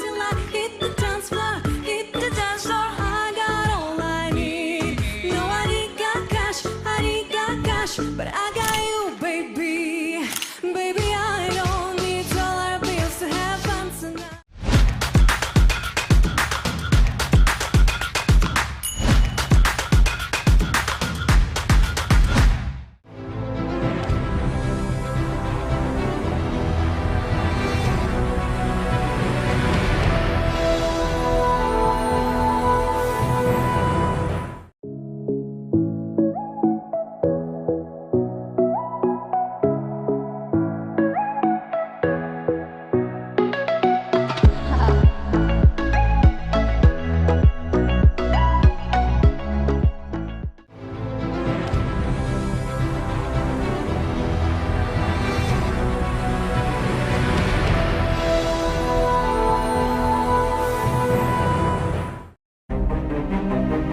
Hello, I'm Alan Curry. I'm bringing you a show badge of honour on my successful life in the police service to the rank of Chief Superintendent.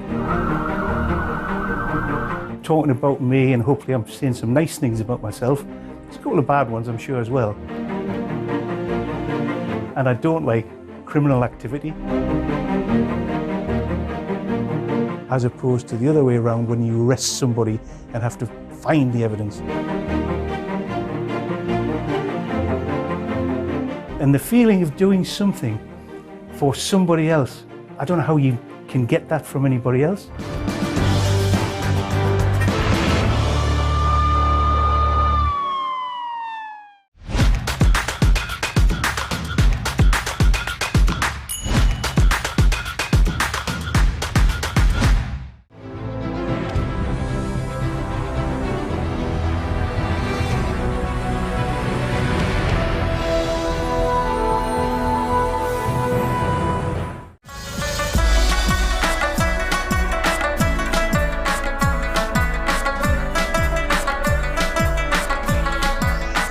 Hafeezur Rahman की report के मुताबिक Toba डेक्सिंग में 5 रोजा इंसदादे polio मुहिम का बाकायदा आगाज कर दिया गया। इस मुहिम में 1916 मोबाइल टीमें, 106 फिक्स्ड पॉइंट्स और 49 ट्रांजिट टीमें हिस्सा लेंगी, जो बस अड्डों, रेलवे स्टेशन और दीगर अहम मकामात पर फराइज सर अंजाम देंगी। इन्होंने मजीद कहा कि शदीद गर्मी के बावजूद इंसदादे पोलियो मुहिम भरपूर अंदाज में जारी रहे और इसकी मौसर निगरानी के लिए दोहरी मॉनिटरिंग का निजाम नाफिज किया गया है। किसी किस्म की गफलत बर्दाश्त नहीं की जाएगी। डिप्टी कमिश्नर ने वालिदैन पर जोर दिया है कि वो अपने बच्चों को पोलियो से बचाव के कतरे जरूर पिलाएं, क्योंकि बच्चों का महफूज मुस्तकबिल वालिदैन की अव्वलीन तरजीह होनी चाहिए। इन्होंने मजीद कहा कि पोलियो का खात्मा कौमी जिम्मेदारी है और इस सिलसिले में गैर संजीदगी की कोई गुंजाइश नहीं। पोलियो से पाक पाकिस्तान हमारा मिशन है और इसके लिए हर शहरी का मुकम्मल तावन जरूरी है।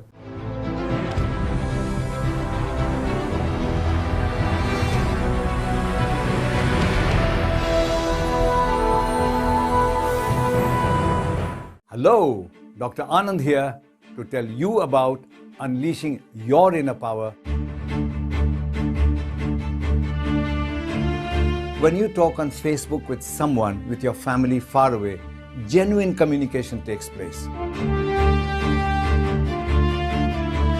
Just look after yourself and grow in power and grow in finance and grow in status. If you stay in your comfort zone, you'll never find out who you are.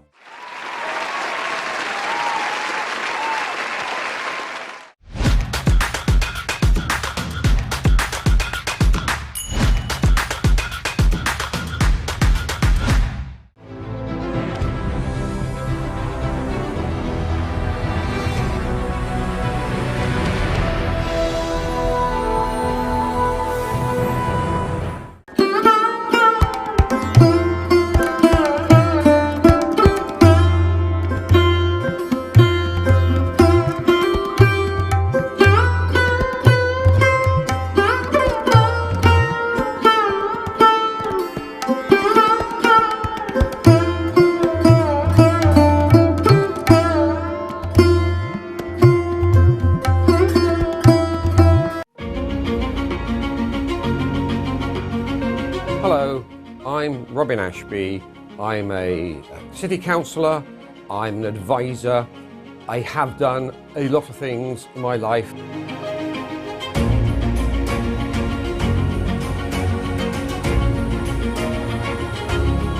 mix some hot Chileans, cool Jamaicans, Dominicans, Trinidadians and Bajans, with some Ethiopians, Chinese, Vietnamese and Sudanese. There were 282,000 people who came here to study. We can absolutely understand that first generation come here and they're in a strange land where they have to learn new customs, and it's cold as well.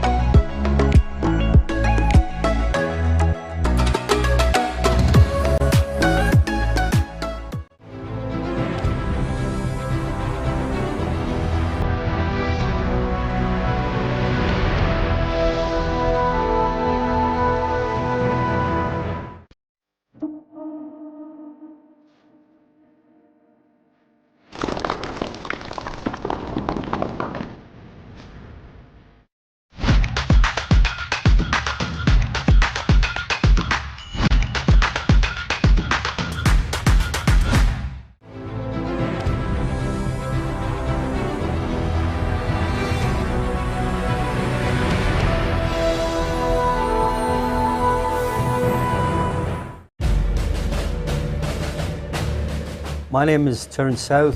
I formerly served in the British Army. We had to go down as the muscle squad and go on, you come with us. She said, no, let us go, we're fighting. Oh. I could communicate, I had all the skills for the wirelesses, the radios. I could do that, that was no problem. I could do that blindfolded. Second World War, understood where you were and what you were doing, where your head was.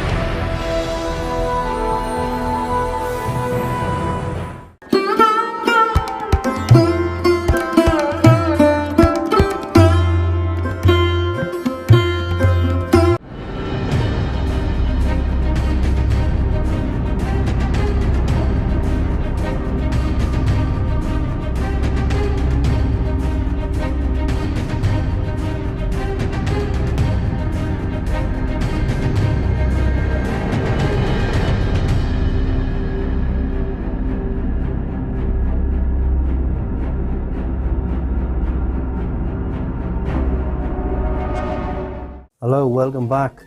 Terence South talking about Line of Duty. I left you in a very somber place last time. We were talking about leadership. We've got this commanding officer. He's got to move the battle forward, and he's still got to take that personal time to write letters to family, mothers, and I assure you, it's not easy. It is not an easy thing to do. And leadership comes through experience, it comes through things going wrong. People talk about leaders nowadays, and they're not, they're just the head of the department. Because you've got, leadership is sort of what you learn on the shop floor. And then you're going to try and take a guy who's a leader into being a manager. And that's not an easy transition, but some people do make it. And so that's the sort of thing that the army takes you through, the rank structure. You're going from learning about leadership after being in the lower ranks, learn about leadership and come into management. And that's what the rank system in the army does for you. And in doing that, you always remain flexible. You always remain with the ability to change shape and size. Otherwise, it's not going to work. So, here we are with this guy now who's like a great leader. And one day we're out there on the battlefield and we'll make contact with these Argentinians, and we have a few Argentinian prisoners. And there was an officer there who, to be quite honest, I had very little respect for, because I had nothing to do with him. Simply, I had nothing to do with this guy. But he spoke in a really, shall we say, posh English accent. And it was for that reason, me being a lad from a farm, council estate, rough, tough life as a kid, I was like, nah, I just didn't gel with it. I just didn't get on with it. And I didn't understand it. And so we've got this captain, who I don't necessarily like. Got to work with a guy. The Argentinian prisoners come in, and this guy just went straight into Spanish, speaking to the Argentinians, bang, bang, bang, bang, bang, and he's talking to these prisoners. And I'm like, wow. I was 21 years of age. I was in a battlefield 8,000 miles away from home, and I decided what I want to do in life. I didn't want to be a soldier. I'd been waiting for my career change, and that was it. I wanted to be an interpreter. And that's ridiculous. I'd had all these chances in life, and there's me with the wings on one arm, I had a dagger on the other arm. I was at the top of my career as far as a soldier's concerned, and 8,000 miles away from home, it's like, I want to be an interpreter. Why didn't I know that when I was a kid? It's strange, it's just something in life. The timing was right. Was it because of what I'd seen, what I'd done, understanding the risks of the job I was in? What was it? It was just, at the end of the day, the timing was right. And after the military career, I went into a career interpreting. However, we're still there at war, and we've got to sort it out.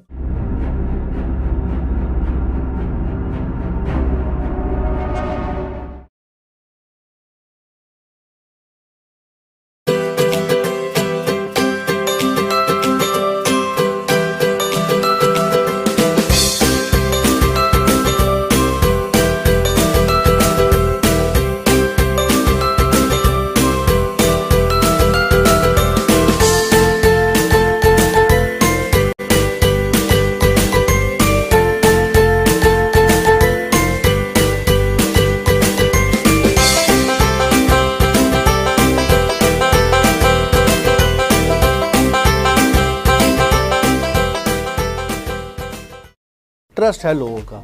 मुझे लगता है आप लोगों तक रसाई नहीं आपकी हो पाती। आपका मंशूर क्या है? किसी सियासी जमात में इतना अच्छा इंतखाबी कमीशन नहीं है। अच्छे कंटेंट देखना चाहें तो फिर डेफिनेटली आहिस्ता सा चेंज तो आएगा ना, ग्रेजुअल। तमाम 12 ज़ोडिक साइन के ऊपर मुझे अबूर है। दुबई के पास वसाइल थे, आज पाकिस्तान के पास तो बहुत कुछ है। जो सेफ सिटी के हवाले से है वो अब तो काफी ज्यादा जो है दोबारा वर्किंग में आ गए हैं। हाँ, एक टाइम आया था जब काफी कम हो गए थे। 50 तो स्टार नहीं हो सकते, स्टार तो 3-4 ही होंगे किसी भी फील्ड के। बच्चे को देखा कि वो एक ऐप के अंदर घुसा हुआ है जिसको टिकटॉक कहते हैं।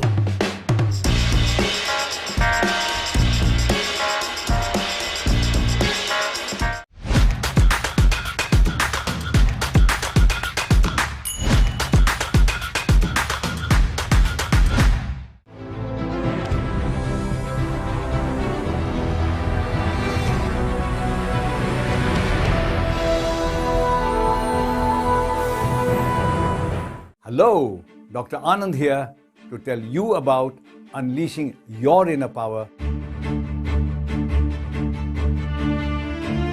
When you talk on Facebook with someone with your family far away, genuine communication takes place. Just look after yourself and grow in power and grow in finance and grow in status. If you stay in your comfort zone, you'll never find out who you are.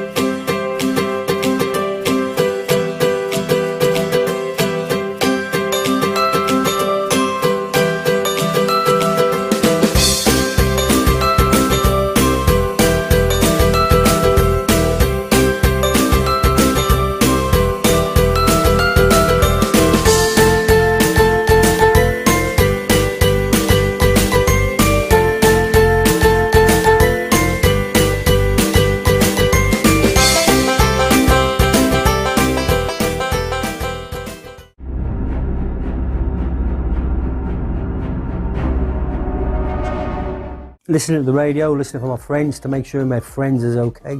And it's natural to do that. So, here's Dan Newbold. Dan, what's he doing? Looks at the map. He's on the road to Stanley, right? He's outside Stanley Racecourse. Wow. Dan. We have a quick chat. He confirms where he is. And I goes in to see my boss. Ron, come here. You don't go into meetings of that size and that shape and get your commanding officer to come to you. So he was like, this must be serious. And he's saying, no. And I'm saying, yes, you come here. Across he comes and says, right, listen to that. Dan Newbold, he's outside Stanley. Is he? No. There you are. Dan, where are you? Boom. Royal Engineers commanding officer then went in and spoke to Julian Thompson and says, Two Power on the road into Stanley. No, yes they are. Have a talk to him. So the next thing I know, I'm being briefed. I'm with the bodyguard for the brigadier, and a helicopter comes forward, takes us as far to Stanley as we can, puts us down next to a minefield. I take them across the minefield. We're onto a path, and then we're away, and we're down into Stanley. The thing was, what I'd heard in the radio centre was that it had been negotiated that British troops would not pass the gates of Stanley Racecourse, Port Stanley being the capital city for the Falklands. They wouldn't pass that, and they were already past it. And they were going to do that to save life. No good going into the streets fighting, the war was over. Their backs was to the sea. There was only a mile behind that. It was pointless. So, knowing that was the reason I spoke to Dan. I shouldn't really be talking to him, but I did. Spoke to him, whole thing went back, and it saved life. And at the end of the day, that's what a lot of soldiers do. They try and preserve life. They don't just kill. So, time goes on, and we go to Stanley, and there's about 5 of us in the Secretariat building. Myself, some SAS guys, Rod, Julian Thompson, they're all there. My job was to sort out some booby traps which had been left, which were trivial little things with hand grenades and pins. We just put the pins back in, sorted them out. We could use all the rooms. But there was 2 Argentinian guys downstairs. Went down, had a chat, we couldn't speak English, but it was sign language. We had a cup of tea together. They wanted to see me knife, they wanted to see this, that and the other. They couldn't believe how well the equipment had been maintained, because their equipment was in poor order. So anyway, we're upstairs, and then Rod MacDonald comes across and says to me, South, I want you to go and get the maps that the Recce Troop have, because they have the very best maps that we have on the island. You've got to remember that the Falkland Islands wasn't a inhabited island as such, it was just the periphery that was inhabited. And the central area, and a lot of it, was just white space on a map. And only when the Falklands conflict started did they actually start and make maps covering the whole of the island. And because Recce Troop were the ones responsible primarily for the front line and the minefield clearing and access and egress across minefields, they were the people that had the best maps so they could document them. What we need to do is get our best maps alongside the Argentinian maps, find out where the minefields were so that we could bring people down off the mountains and into the dry, into the safe, with minimum risk to limb, because that's what you do, lose arms and legs. So anyway, it was like, go do it. I was just told to do it. And I was just like, go do it. So, picks up my weapon, puts it on, gets my rifle, downstairs, opens the door, down the stairs, and I sits next to the building for 5 minutes with my weapon. Let my eyes adjust, watching what was going on. And to my left, you had the street with a few what we call ferrets, armoured cars in. You had a lot of drunken sort of Argentinian soldiers. You had the odd shot going into the air, and it didn't look very organised or disciplined. And so my job was to get from here, about 1.5 miles down the road, into where Recce Troop were, get their maps and get back. And I was going to do it by myself. Right. As I set off, I then realised the problem I had. Because these people here, who were the Argentinians, were actually looking out to sea. So they could see me walking across the cliff tops. And that was dangerous because the peace agreement hadn't been signed. A lot of them had drink and they still had their guns. What am I going to do? I'm out there, I'm exposed, and I've got 50, 60 Argentinians to my left, no more than 200 metres away. I'm outgunned, I'm outrun. What am I going to do? I'd been in Northern Ireland before we went to the Falklands. So I went down onto one leg and they all looked. Then I'm waving my arms about. You go there, you go there, you go there. And they're all watching. And there's only me just flinging my arms about. You go there, you, and they're all going, where's all these men? Where's all these men? But they did realise it was only me. I moved forward another 50 metres, got back down, and I'm using my arms to these invisible men, and these Argentinians were looking around, and they couldn't believe what was going on. They thought there was other men with me, so they didn't come for me. And I did that and did that and did that until I was out of their way, and I was off like a shot. Into Recce Troop, got the maps, did what I needed to do, and then half an hour later so, made my way back. And I made my way back using the same, what they term, pepper pot. And it's, in the British military, it's known as a lost man drill. Because if you're lost and you're separated from people, so people don't attack you or take you on, you make yourself look bigger than you are. And you use this lost man drill, communicating as you do, not in normal infantry battalions, using your arms, moving people A to B. So they think there's people around you. And that normally does enough to get you away, out of harm's way. So we're back, and the peace agreement that night, next morning, was signed. And there's me, again, 8,000 miles away, and you're listening to Margaret Thatcher on the telephone in the next room. Just unbelievable to be part of something that's so big going on in life, in the world.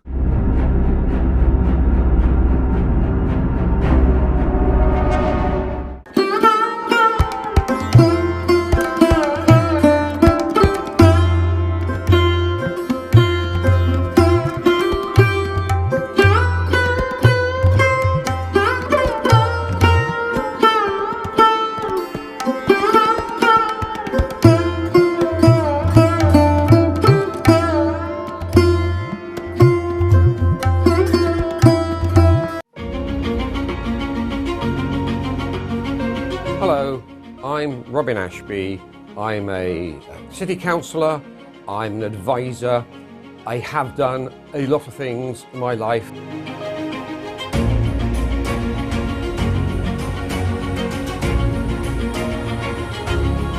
Mix some hot Chileans, cool Jamaicans, Dominicans, Trinidadians and Bajans, with some Ethiopians, Chinese, Vietnamese and Sudanese. There were 282,000 people who came here to study. We can absolutely understand that first generation come here and they're in a strange land where they have to learn new customs and it's cold as well.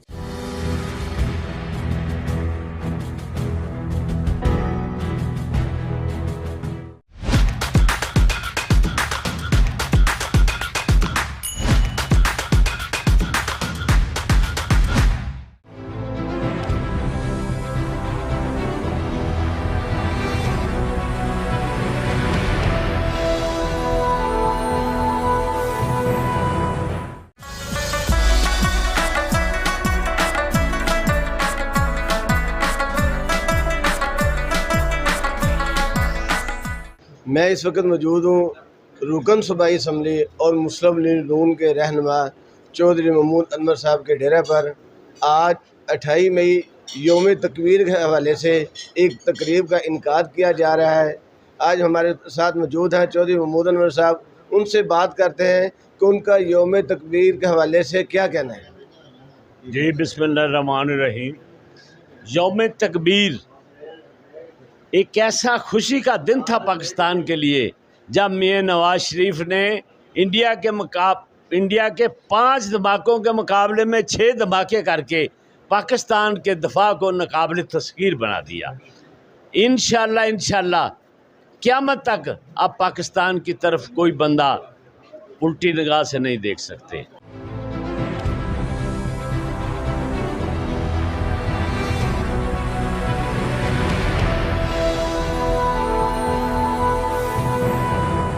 अगर आप कमाते हैं तो अपनी ज़ात पे अगर खर्च ना करें तो फिर कहाँ किया। इस मामले में मैं अपनी फैमिली में, अपने ख़ानदान में बड़ा फजूल खर्च मशहूर हूँ। देखिए 91 में हमने ये मैगजीन स्टार्ट किया था और ये दुनिया का टॉप, पाकिस्तान के टॉप जर्नल्स में था, जो रिसर्च ओरिएंटेड इलस्ट्रेटेड जर्नल था।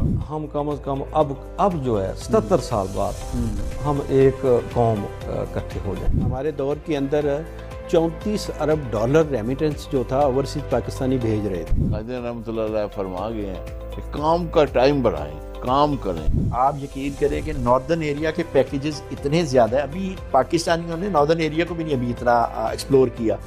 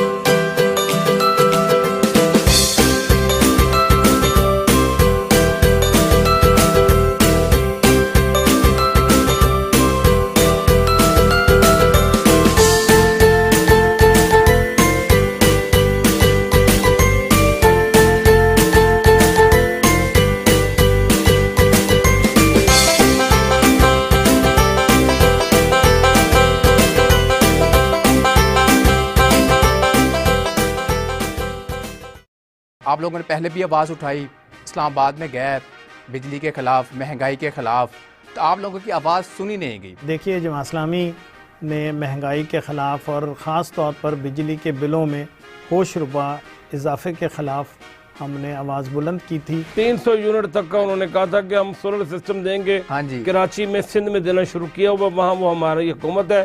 पूरे पाकिस्तान में हमारी हुकूमत नहीं है। टैक्स देना हर शख्स की जिम्मेदारी है, हर ताजिर की जिम्मेदारी है।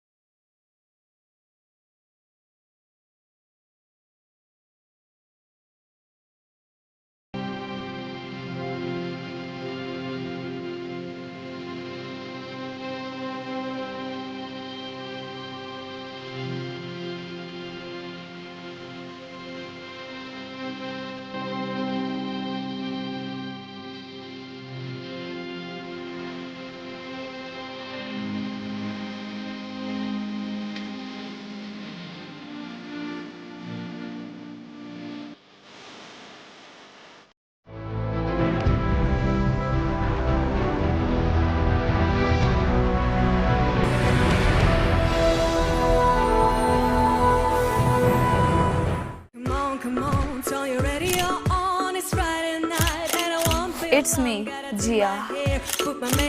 This is my street vibes.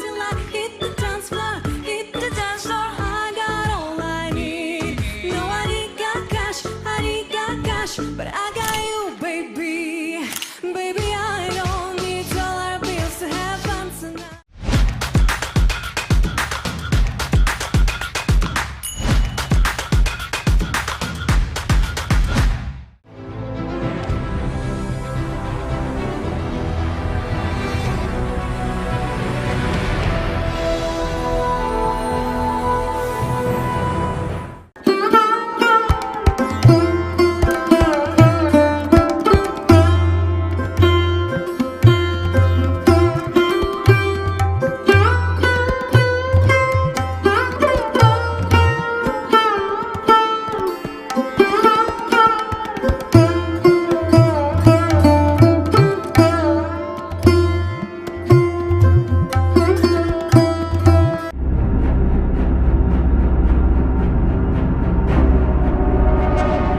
So next day, peace is signed and the Argentinians are moving off onto the airfield. The British troops are coming down, Argentinians go to the airfield, British troops are in the town, the two are naturally separated. And so we moved into a house, myself, Roderick MacDonald, the SQMS, a few guys, all nice in one house. And it was really great to see people and be able to talk and let steam off and just talk about things other than war. So anyway, it was funny because it was like a relief. You were still there. Time goes on, I've got a job for you. I need you to go to the airfield. What? Well, we've been told, and the images tell us that we have, that some of the aircraft that's on the airfield are still armed. And we're putting prisoners on the airfield that could potentially fly those planes. So we just need to sabotage those aircraft to make sure that they can't fly. Come south, get a team of men and go.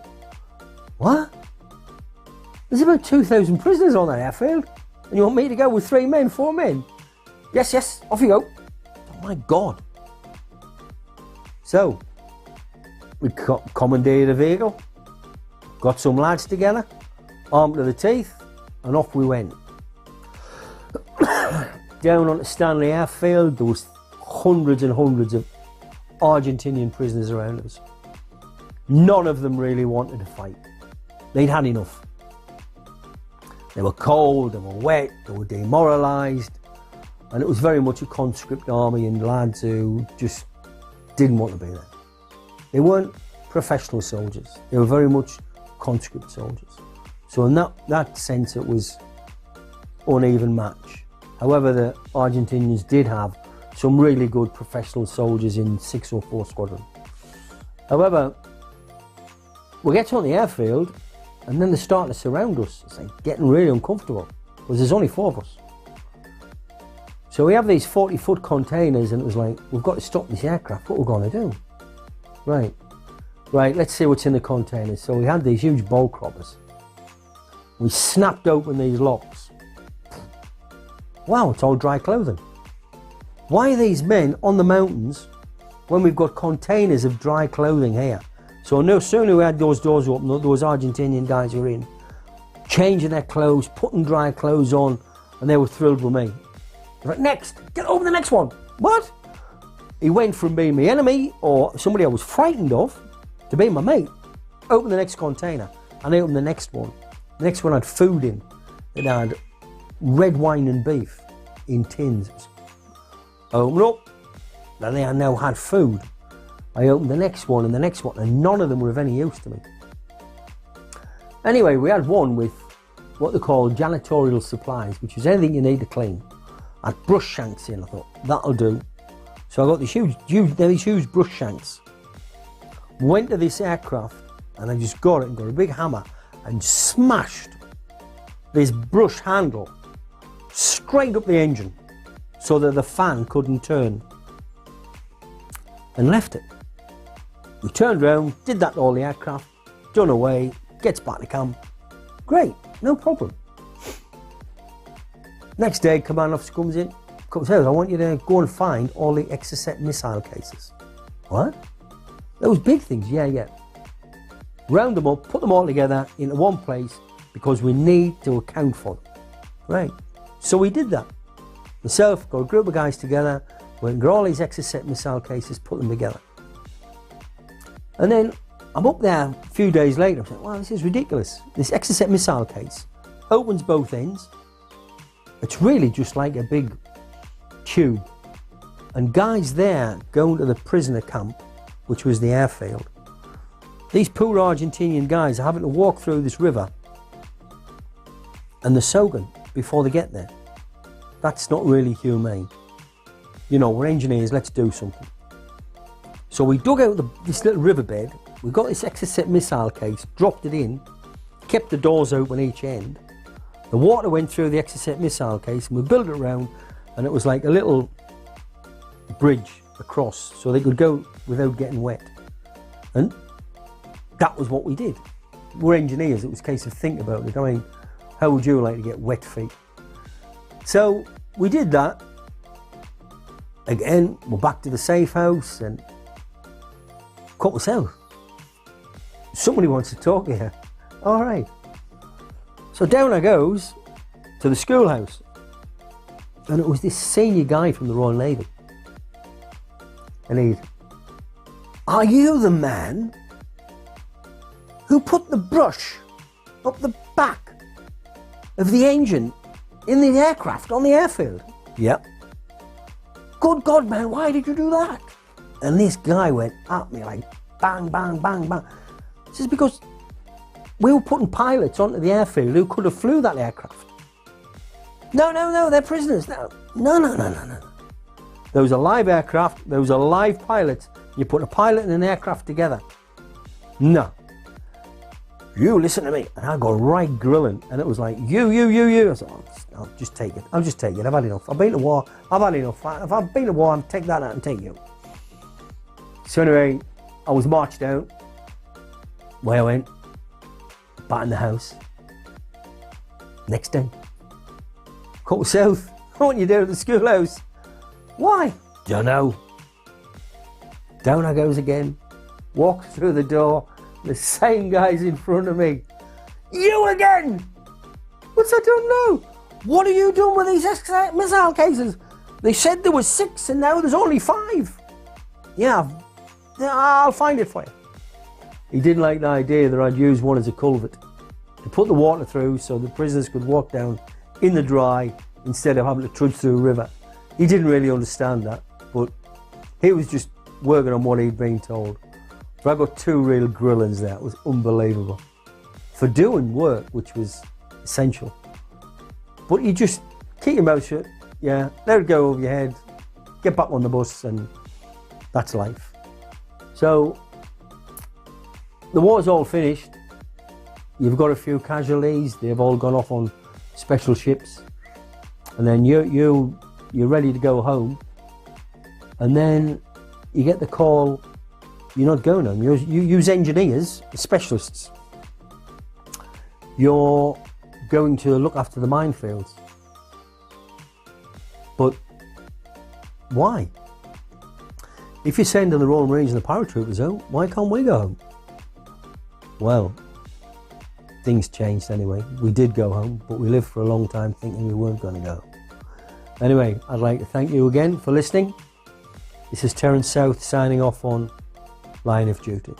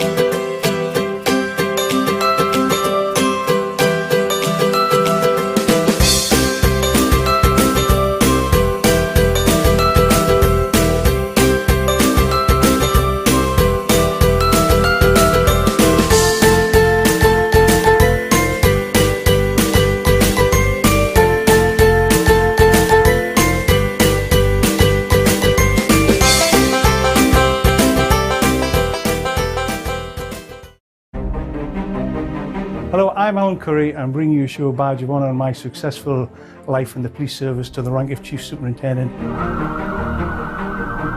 Talking about me, and hopefully I'm saying some nice things about myself. There's a couple of bad ones, I'm sure, as well.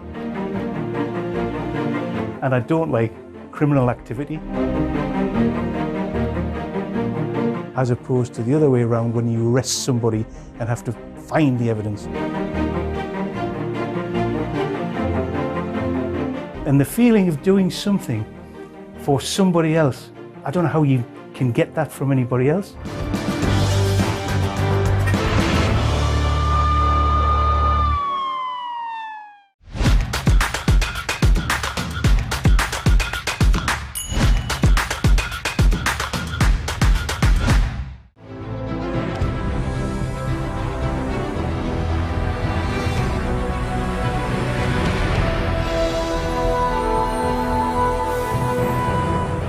Hello, Dr. Anand here to tell you about unleashing your inner power. When you talk on Facebook with someone with your family far away, genuine communication takes place. Just look after yourself and grow in power and grow in finance and grow in status. If you stay in your comfort zone, you'll never find out who you are.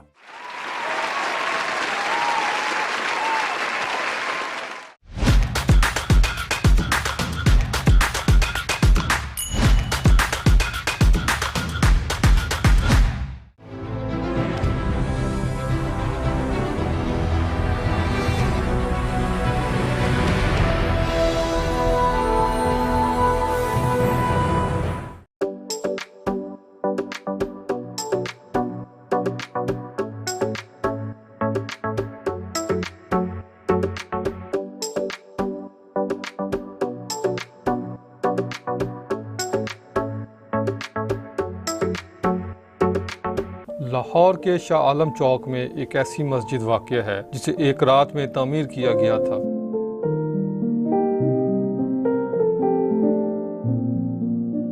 इस मस्जिद के इतनी कलील वक्त में तामीर की वजह और वाक़या भी इंतहाई दिलचस्प और ईमान अफरोज है। इस मस्जिद के बारे में इल्लामा इकबाल ने यह शेर मौजू किया था, मस्जिद तो बना दी शब भर में इमा की हरारत वालों ने, मन अपना पुराना पापी है बरसों में नमाजी बन न सका। तारीख बताती है कि अंग्रेजों के दौर में इस मकाम से एक मुसाफिर का गुजर हुआ और उसने यहाँ नमाज अदा की, जबकि ये इलाका इस वक्त हिंदुओं की अक्सरियत का हामिल था। हिंदुओं को ये बर्दाश्त न हुआ और उन्होंने हंगामा राई शुरू कर दी। मामला जब अदालत तक जा पहुंचा और वहां हिंदुओं का मौक़िफ़ था कि इस जगह पर मंदिर तामीर होगा, जबकि मुसलमान यहां मस्जिद तामीर करना चाहते थे। इस मौके पर मुसलमानों के वकील ने इन्हें तजवीज़ दी कि अगर वो यहाँ सुबह फजर से पहले मस्जिद तामीर कर लेते हैं तो केस का फैसला इनके हक में हो जाएगा। ये सुनना था कि मुसलमानों ने गामा पहलवान की क़यादत में रातों रात मस्जिद तामीर करने का फैसला किया और जिस मुसलमान के पास जो सामान था इसने वो मस्जिद की तामीर के लिए वक्फ कर दिया। यहाँ तक कि ख़वातीन रात भर अपने सरों पर पानी रख कर लाती रहीं ताकि मस्जिद की तामीर मुमकिन हो सके। दूसरी जानिब मस्जिद की तामीर मुकम्मल होने के बाद अदालत ने भी मुसलमानों के हक में फैसला सुना दिया। ये मस्जिद 1917 में तामीर की गई और इसका नाम मस्जिद शब्बर रखा गया। ये मस्जिद 3 मरला के रकबा पर तामीर है।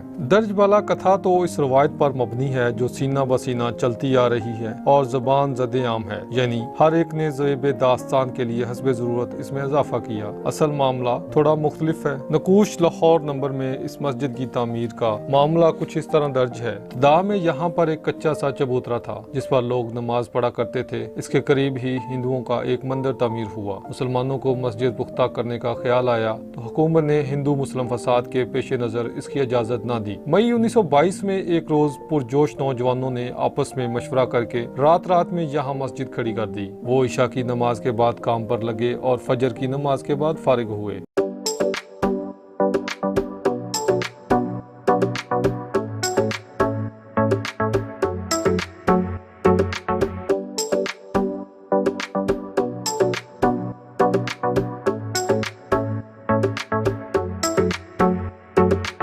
बिस्मिल्लाहिर्रहमानिर्रहीम। 1917 की बात है कि यहाँ से एक मुसलमान का गुज़र हुआ। उसने यहाँ पे नमाज अदा कर दी कि जो सारा इलाका था हिंदुओं की अक्सरियत का हामिल था। तो हिंदुओं ने ये कहना शुरू कर दिया कि मुसलमान ने हमारे इलाके में आके नमाज क्यों अदा की है, और वो इसमें यानी मुसलमान का नमाज़ पढ़ना बर्दाश्त हुआ, हिंदू ये कहने लगे हम यहाँ पे मंदिर बनाएंगे।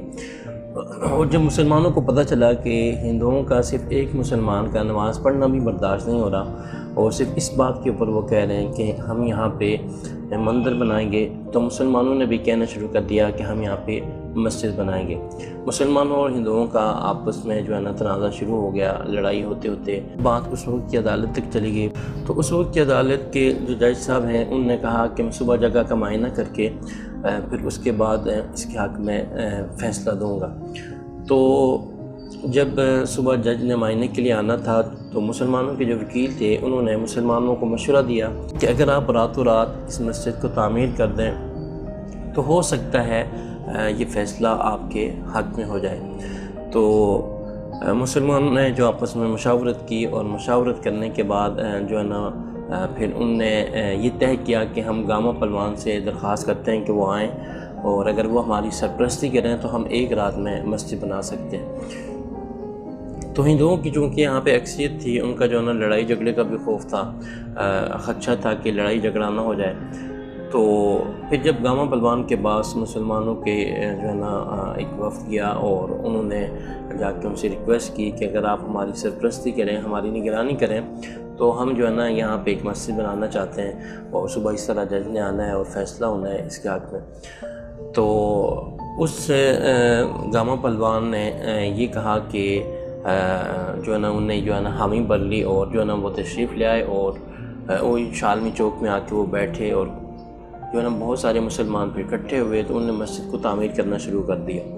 और जब सुबह फजर की नमाज अज़ान का टाइम था तो उस वक़्त तक जो है ना मस्जिद को मुकम्मल तामीर कर लिया गया था। तो फिर जब नमाज हो रही थी तो उस वक्त जो है ना हिंदू आए तो हिंदुओं ने देखा कि ये तो पहले से तामीर शुदा इमारत मौजूद है और मुसलमान तो यहाँ पे नमाज अदा कर रहे हैं। तो इस तरह हिंदुओं ने एक दूसरे को इकट्ठा करके बुलाया हुआ था। कुछ हिंदू तो ये देख के ही वापस चले गए कि भाई ये तो पहले से तामीर शुदा इमारत मौजूद है, मुसलमान नमाज भी अदा कर रहे हैं। तो उन्होंने अपने दूसरे हिंदुओं से जो लोग थे उनसे कहा कि भाई आपने हमें इतनी दूर से क्यों बुलाया। तो वो आपस में यानी उनको ये कहकर वापस चले गए। और फिर थोड़ी देर के बाद जज आया तो जज ने भी आके क्या देखा कि ये इमारत पहले से तामीर शुदा है, तो जज ने मुसलमानों के हक़ में फ़ैसला दे दिया।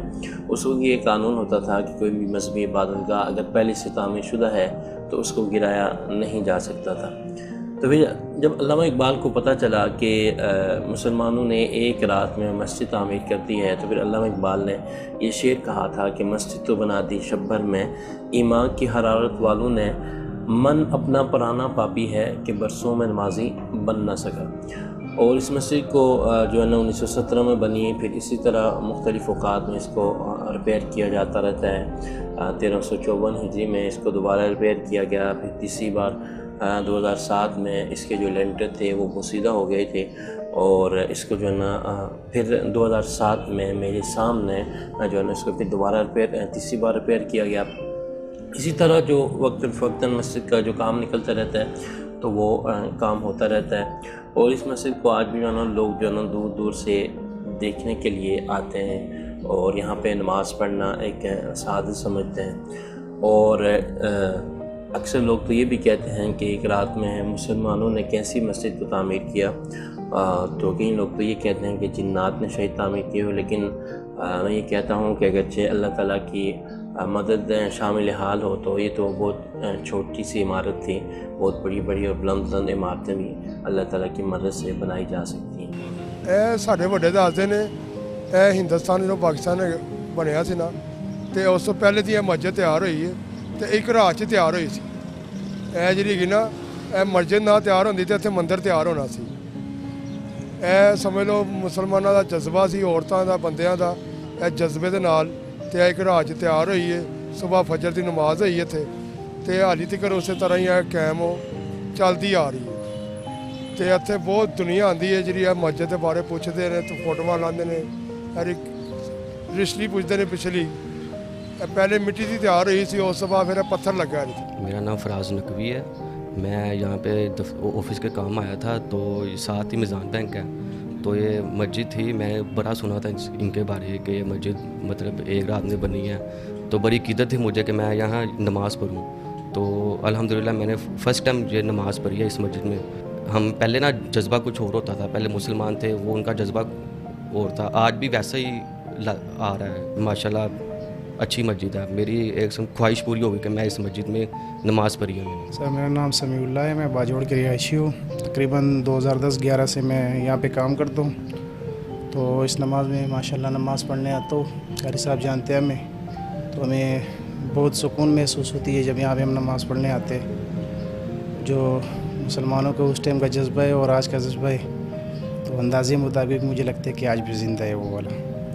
ये एक रात का मस्जिद है, तो उस टाइम तो हम थे नहीं, लेकिन सुना है कि यार एक रात में बना हुआ है मस्जिद। तो हमें बहुत खुशी महसूस होती है जब यहाँ पे हम नमाज़ पढ़ने आते हैं, तो बहुत सुकून महसूस होते हैं। अक्सरली मैं काम करता हूँ बार होता हूँ, तो मेरी कोशिश ये होती है कि मैं इस मस्जिद में पहुँचूँ, यहाँ पे नमाज़ पढ़ लूँ, तो बहुत खुशी महसूस होती है सर, बहुत सुकून महसूस होता है। मेरा नाम एजाज़ अहमद है जी। मैं यहाँ पे तकरीबन 1970 से दुकान कर रहा हूँ। और ये शब्बर की मस्जिद जो है ये पाकिस्तान बनने से पहले की बनी हुई है।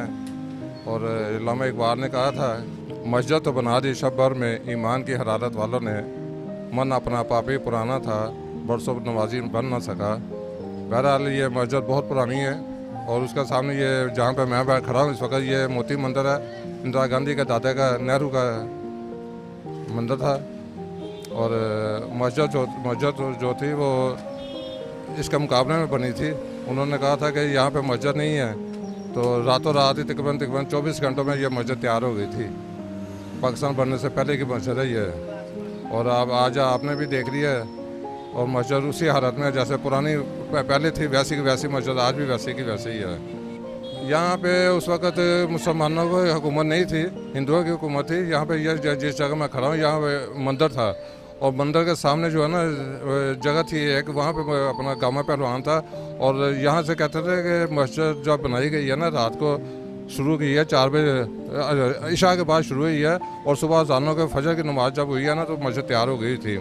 लोहारी यहाँ से लेकर ना तो अपना दिल्ली दौजा तक ईंटों की लाइन लगी हुई थी लोगों की। उन्होंने पत्थर ला के एकदम मतलब रातों रात मस्जिद बनाई थी ये। और एक रात में ये मस्जिद सुबह उन्होंने मुआयना करना था, अंग्रेज़ ने आकर मुआयना करना था, डाला ने आकर मुआयना करना था कि ये मस्जिद यहाँ पे जगह है कि नहीं। सुबह आई तो देखा तो हाँ मस्जिद की जगह मौजूद थी, मस्जिद बनी हुई थी उस वक्त। उसने फिर डिक्लेयर किया था कि हाँ मस्जिद ठीक है, मस्जिद की जगह ठीक है। मेरा नाम जी शहजाद अब्दुल हमीद है जी, और मैं अंदरून लाहौर का रहने वाला हूँ, रहायशी हूँ। जद्दी पुश्ती लोग हैं, हम इधर के रहने वाले। तो ये जो मस्जिद है, आप इसके बारे में मैं जो हमारे बुज़ुर्गों ने, हमारे बाप दादा ने जो बताया, ये एक तारीखी मस्जिद है, बहुत ज़्यादा तारीखी मस्जिद है। असल में ये जब इंडिया और पाकिस्तान इकट्ठे थे, सारे लोग ये इकट्ठे थे, तो उस वक्त ये मुसलमानों ने कहा कि ये मस्जिद है, हिंदू कहते थे ये मंदिर है। तो उस वक्त की ब्रिटिश गवर्नमेंट थी, अल्लामा इकबाल साहब थे, कायद-ए-आज़म मोहम्मद अली जिन्ना साहब थे, वो वकील थे। तो उन लोगों की मुशावरत से और लोगों की मुशावरत की वजह से ब्रिटिश गवर्नमेंट ने कहा कि ये सुबह आकर देखेंगे ये क्या है, मंदिर है, मस्जिद है, क्या सिलसिला है। तो मुसलमानों में आपको पता ही है क्या जज्बा होता है। ये आपने जब इस्लाम की बात पे आता है तो वो अल्लाह के हुक्म से फिर और बन जाता है मसला। तो फिर लोगों ने यकदम अल्लाह की मदद से एक रात में खड़ी हो गई थी। ये तारीखी बात है। ये भी ये मस्जिद शब्बर एक रात वाली मशहूर है पूरी वर्ल्ड में। इधर से बड़े बड़े सियाह आए हैं, बड़े बड़े लोग आए हैं। मैं इधर मेरा काम है ये कबाड़ वगैरह का, तो मुझे 25 साल से ऊपर हो गए चौंक में, 25 साल से ऊपर मुझे हो गए। तो बाप दादा ने बताया, तरीक ने बताया, ये एक तरीकी मस्जिद है, अल्लाह पाक की दी हुई एक नेमत है। तो खुदा की मदद से उस वक़्त के लोगों ने ईमान था, जज्बा था, उस वजह से ये एक रात में तमीर हो गई है। इस वजह से इसको एक मस्जिद शब्बर अलमशहूर एक रात वाली मस्जिद शालमी चौक कहते हैं। मट्टी और गारे का दौर था, वो मट्टी और गारे के ज़रिए उन्होंने ये इसको तमीर कर दिया अल्लाह पाक की रहमत से, नबी पाक के सदक़े। तो ये ना मतलब कि खड़ी हो गई। सुबह आके देखा जब गवर्नमेंट ने, तो ये मस्जिद थी, फजर के ज़ान इन्होंने दे दी मुसलमानों ने। तो जैसे हिंदू पहले सोए रहे थे, उस वक्त भी अल्लाह के हुक्म से वे सोए हुए थे।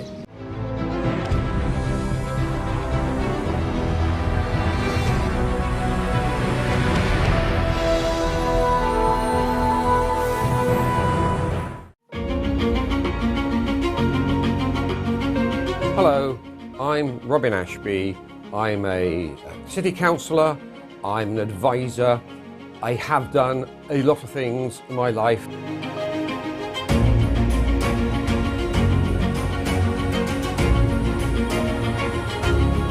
Mix some hot Chileans, cool Jamaicans, Dominicans, Trinidadians and Bajans, with some Ethiopians, Chinese, Vietnamese and Sudanese.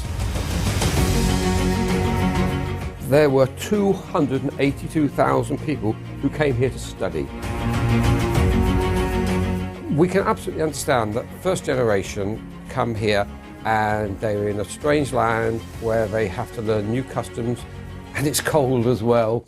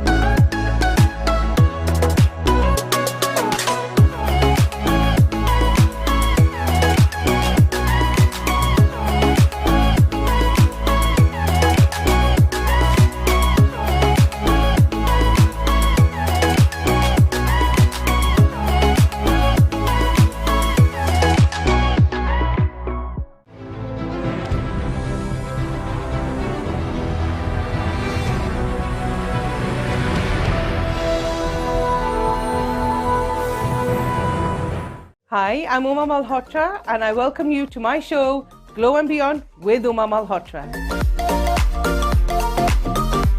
Why should I get that facial? Why should I go for a rapid charge facial then an O3 facial? We do the research for you. So we make sure we give you the best. For example, you got fat lash. A client was allergic to fat lash, so I did a London lash patch test on her.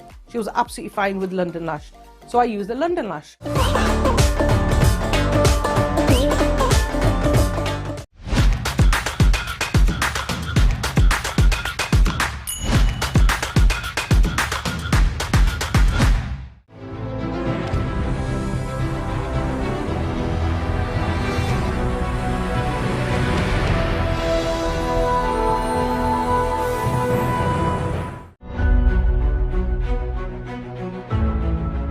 Hello and welcome to Business ABC. But the number one reason why businesses fail, whether they are starting or scaling or growing, is because of money. And when you go to them with an idea, they will always go, oh, great idea, oh, vadya.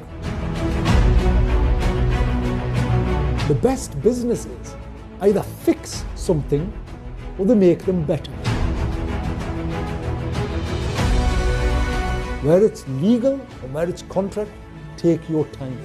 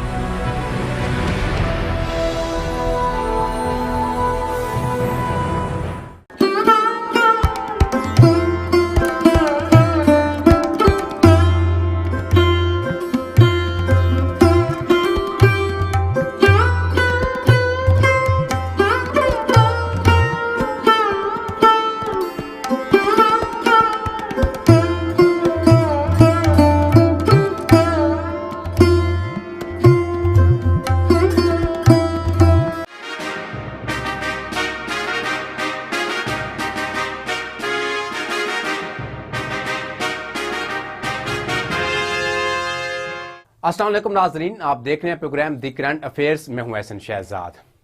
नाज़रीन, पाकिस्तान में parties तो बहुत हैं सियासी, मगर हर party अपना अपना एक नारा लगाती है और कार्ड खेलती है।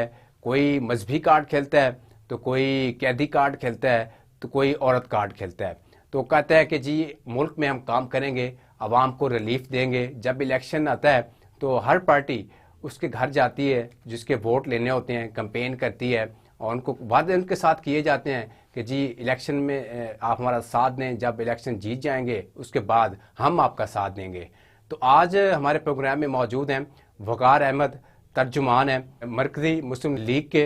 इनसे बात करेंगे, इनकी भी नई पार्टी है और इनसे बात करेंगे कि ये कौन सा नारा लगा रहे हैं कि अवाम की खिदमत करेंगे, नहीं करेंगे। पार्टी को बने हुए कुछ अरसा भी हुआ है, तो आज इनसे बात करेंगे। आज वकार भाई कैसे हैं आप, ठीक हैं? अल्हम्दुलिल्लाह, अल्लाह का शुक्र है। मुझे ये बताएं, आप लोगों का कौन सा नारा है मरकज़ी मुस्लिम लीग का? कि हर पार्टी तो नारा लगाती है, आप कौन सा कार्ड खेलते हैं वैसे? जी बिल्कुल, जैसे आपने बात की कि हर सियासी जमात जो है वो नारा लगाती है ताकि अवाम को मुतासर कर सके, लेकिन हमारा फोकस नारे की बजाय काम के ऊपर ज़्यादा है। हम नारे की बजाय काम के ऊपर यकीन रखते हैं और बहसियत सियासी जमात कौन सा काम पे यकीन रखते हैं आप लोग? हम इस काम के ऊपर यकीन रखते हैं कि हमने कौम को इंशाल्लाह जमा करना है। हमने नज़रिया पाकिस्तान, जिस नज़रिए के ऊपर इस मुल्क को हमने हासिल किया था, इस्लामी फलाही पाकिस्तान के लिए काम करना है। हमने इसके लिए नौजवानों को एजुकेट करना है, यूथ को हमने लेके आना है और हमने मुआशरे के जो कमज़ोर लोग हैं और कमज़ोर तबकात हैं उनकी मदद करनी है, जो हम कर सकते हैं। और इसी की बुनियाद पे इसी नौजवानों को शऊर दे के, यही शऊर, एक तो शऊर वो है ना जो आज मुल्क के अंदर दिया जा रहा है, तो एक शऊर वो है जिसके ऊपर हमारे नौजवान कम्युनिटी डेवलपमेंट के काम के ऊपर खड़े हो सकते हैं। तो अल्हम्दुलिल्लाह ये वो हमारा काम है। जब पार्टी आप लोग बना रहे थे, एक सा मकसद क्या था कि अवाम को रिलीफ देंगे या इलेक्शन में हिस्सा लेंगे तब पार्टी जाके नाम बनाएगी? एक बुनियादी तौर पे पाकिस्तान मरकज़ी मुस्लिम लीग ने सियासत के मैदान में आना और इस मैदान के अंदर काम करने का फ़ैसला मुल्क के हालात को देखते हुए किया। अगर हम सियासी जमातों की बात करें, इस मुल्क के अंदर आज हमें 70 से ज़ायद साल हो गए इस मुल्क को बने हुए। वो सियासी जमात जिसकी इस मुल्क को ज़रूरत है, जिसके अंदर जो पुख्ता और मैच्योर सियासी कारकुन हो, लीडरशिप हो, जो किसी ख़ानदान की विरासत ना हो बल्कि जो है ना वो अवाम के दुख दर्द को जानती हो। ये तो सारी पार्टी कहती हैं, ये सबसे पहला नारा होता है ये वाला कि अवाम के दुख दर्द में हम लोग शरीक होंगे, मगर जब इक्तदार में आते हैं तो सारे दूर हो जाते हैं। फिर तो खाली कॉल उठाना गवारा नहीं समझते फिर तो। जी बिल्कुल, आपकी बात सही है, लेकिन जो लोग पाकिस्तान मरकज़ी मुस्लिम लीग को जानते हैं और इसके किरदार को जानते हैं, वो इस बात की गवाही देंगे कि हम इक्तदार का इंतजार नहीं कर रहे। हमें कोई इक्तदार का इंतजार नहीं है कि हम काम करेंगे इक्तदार में आके। अल्हम्दुलिल्लाह पार्टी क्यों बनाई? इक्तदार से पहले लोगों में काम कर रहे हैं, क्योंकि हमारा मकसद काम है। इक़्तिदार मिलेगा तो इंशाल्लाह बड़े पैमाने पे काम होगा, क्योंकि इक़्तिदार के ज़रिए आप बड़े पैमाने पे काम कर सकते हैं, आपके पास इख्तियारात होते हैं, आप मुल्क के फैसले कर सकते हैं। तो इंशाल्लाह इस मकसद के लिए फिर हमने अपनी सियासी जमात की जो है ना वो बुनियाद रखी कि अब बात सिर्फ जो है ना वो सोशल वर्क की नहीं है, बल्कि मुल्क की सतह पे ऐसे फैसले हो रहे हैं और इस वक्त मुल्क की जो मईशत का हाल है और इस वक्त जो लोगों के कमज़ोर लोगों का आज हमारे मुल्क के अंदर हाल है, जो कैफियत हमारे माशरे की आज हमारी इन रवायती सियासी जमातों ने कर दी है, इसके अंदर जो है ना वो सोशल वर्क से काम नहीं बनेगा, बल्कि हमें मैदान में जो है ना वो इंतखाबी मैदान में कूदना फर्ज करें आपकी पार्टी इक़्तिदार में आती है, हुकूमत में आती है, तो सबसे पहला जो काम होगा वो क्या करेंगे आप लोग, क्या फ़ायदा देंगे आवाम को? जी, सबसे पहले तो इस मुल्क के अंदर जो है ना वो सबसे पहले तो जिस चीज़ की ज़रूरत है वो अवाम के जो है ना वो अवाम को एक एतमाद देने की ज़रूरत है। इस वक्त जो है ना वो मसला ये है कि एहसन साहब, हमारा जो अवाम और रियासत का जो ताल्लुक है ना, या अवाम और मुल्क का जो ताल्लुक है वो ख़त्म हो चुका है, बदएतमादी है उस ताल्लुक के अंदर। और जो भी हुकूमत आती है वो आने के बाद सबसे पहला ये बात कहती है कि पिछली हुकूमत ने कुछ छोड़ा नहीं है, और जब वो इक़्तिदार से जाती है तो वो कहती है कि हमें काम करने का मौका नहीं दिया गया। और जब आप लोग छोड़ के जाएंगे आप लोग क्या कहेंगे, हमें मौका नहीं दिया गया? हम तो इंशाल्लाह काम करके दिखाएंगे इंशाल्लाह। सबसे पहला जो ताल्लुक है ना वो अवाम और हुकूमत के दरमियान एतमाद की बहाली है। जब ये एतमाद बहाल होगा तो आज पाकिस्तान के मसाइल की एक बहुत बड़ी वजह यह है कि अवाम और हुकूमत के दरमियान एतमाद खत्म। पाकिस्तान में इतनी बड़ी बड़ी सियासी जमातें हैं और बड़ी नाम वाली जमातें हैं, आप लोग कैसे अपना नाम बुलंद करेंगे जमात का? हमेशा देखें, हमेशा किसी भी नए फ़र्द के लिए या नई जमात के लिए जो जगह है ना वो तब बनती है जब जो मौजूदा जमातें हैं वो उन मसाइल को हल नहीं कर पा रही होती जिनके लिए वो बनी होती हैं या जो उनका काम होता है। तो इस वक्त पाकिस्तान के अंदर जो क्राइसिस हैं, जो बहरान है, मुआशी लिहाज से, समाजी लिहाज से, सियासी लिहाज से, इन बहरानों ने इंशाल्लाह मरकज़ी मुस्लिम लीग के लिए बहुत बड़ी जगह और बहुत बड़ा गैप जो है ना वो छोड़ दिया, और हमें यकीन है कि इंशाल्लाह हम ये स्पेस जो है ना वो ऑक्यूपाई करेंगे। इस टाइम आपकी जमात में कितने लोग हैं, क्या तादाद है लोगों की? हमारे अल्हम्दुलिल्लाह अगर इस वक्त हम बात करें पाकिस्तान मरकज़ी मुस्लिम लीग के लाहौर के नेटवर्क की, तो लाहौर के अंदर हमारी अभी रुकनियत साजी की मुहिम जारी है और कमो बेश 70 के करीब यूनियन काउंसिल्स हैं जहाँ पे हमने अपना जो रुकनियत साजी का काम है वो हमारा चल रहा है, और स्टेप वाइज हम फिर इंशाल्लाह आगे यूनियन काउंसिल्स में बढ़ेंगे। तो इनके अंदर तकरीबन 25,000 लोगों ने पाकिस्तान मरकज़ी मुस्लिम लीग की हमारे कैंप के ऊपर तशरीफ़ ला के या हमारे कारकुनान से मुलाकात करके उन्होंने पार्टी की रुकनियत हासिल की है। इसी क्या मुलाकात में क्या कहा जाएगा कि क्या क्यों पार्टी में आना चाहिए? मकसद भी होगा ना किसी को आने के लिए, क्या मकसद? जी बिल्कुल, इसके लिए ये बात आपने जो सवाल किया इस हवाले से ये है कि हम सबसे पहले किसी भी यूनियन काउंसिल के अंदर जब हमारा रुकनियत साजी का काम होता है तो हम उस यूसी के जो बड़े लोग हैं, जो बासर लोग हैं, हम उन सब लोगों को अपनी कैपेसिटी के अंदर जमा करने की कोशिश करते हैं, और फिर हम उनके सामने अपना मंशूर जो है ना वो हमारी क़यादत जो है ना वो उनके सामने रखती है कि इस वक्त पाकिस्तान के क्या मसाइल हैं, क्यों आज पाकिस्तान जो है ना वो IMF से कर्जा लेने पे मजबूर है और ये कर्जा हमारे मुल्क को किस जो है ना वो खड्डे के अंदर लेके जा रहा है। तो हम ये सारी बात उनके सामने रखते हैं और इन मसाइल के लिए हमारे पास क्या लाएहमल है, मुल्क की मईशत के लिए हमारे पास क्या लाएहमल है, मुल्क के अंदर जो नफरत और इंतशार और मायूसी है जिसमें नौजवान जो है ना वो आज लाखों नौजवान सालाना बुनियादों पे मुल्क को छोड़ के जा रहे हैं, इसकी वजह क्या है, हमारे पास क्या लाएहमल है। हम अपनी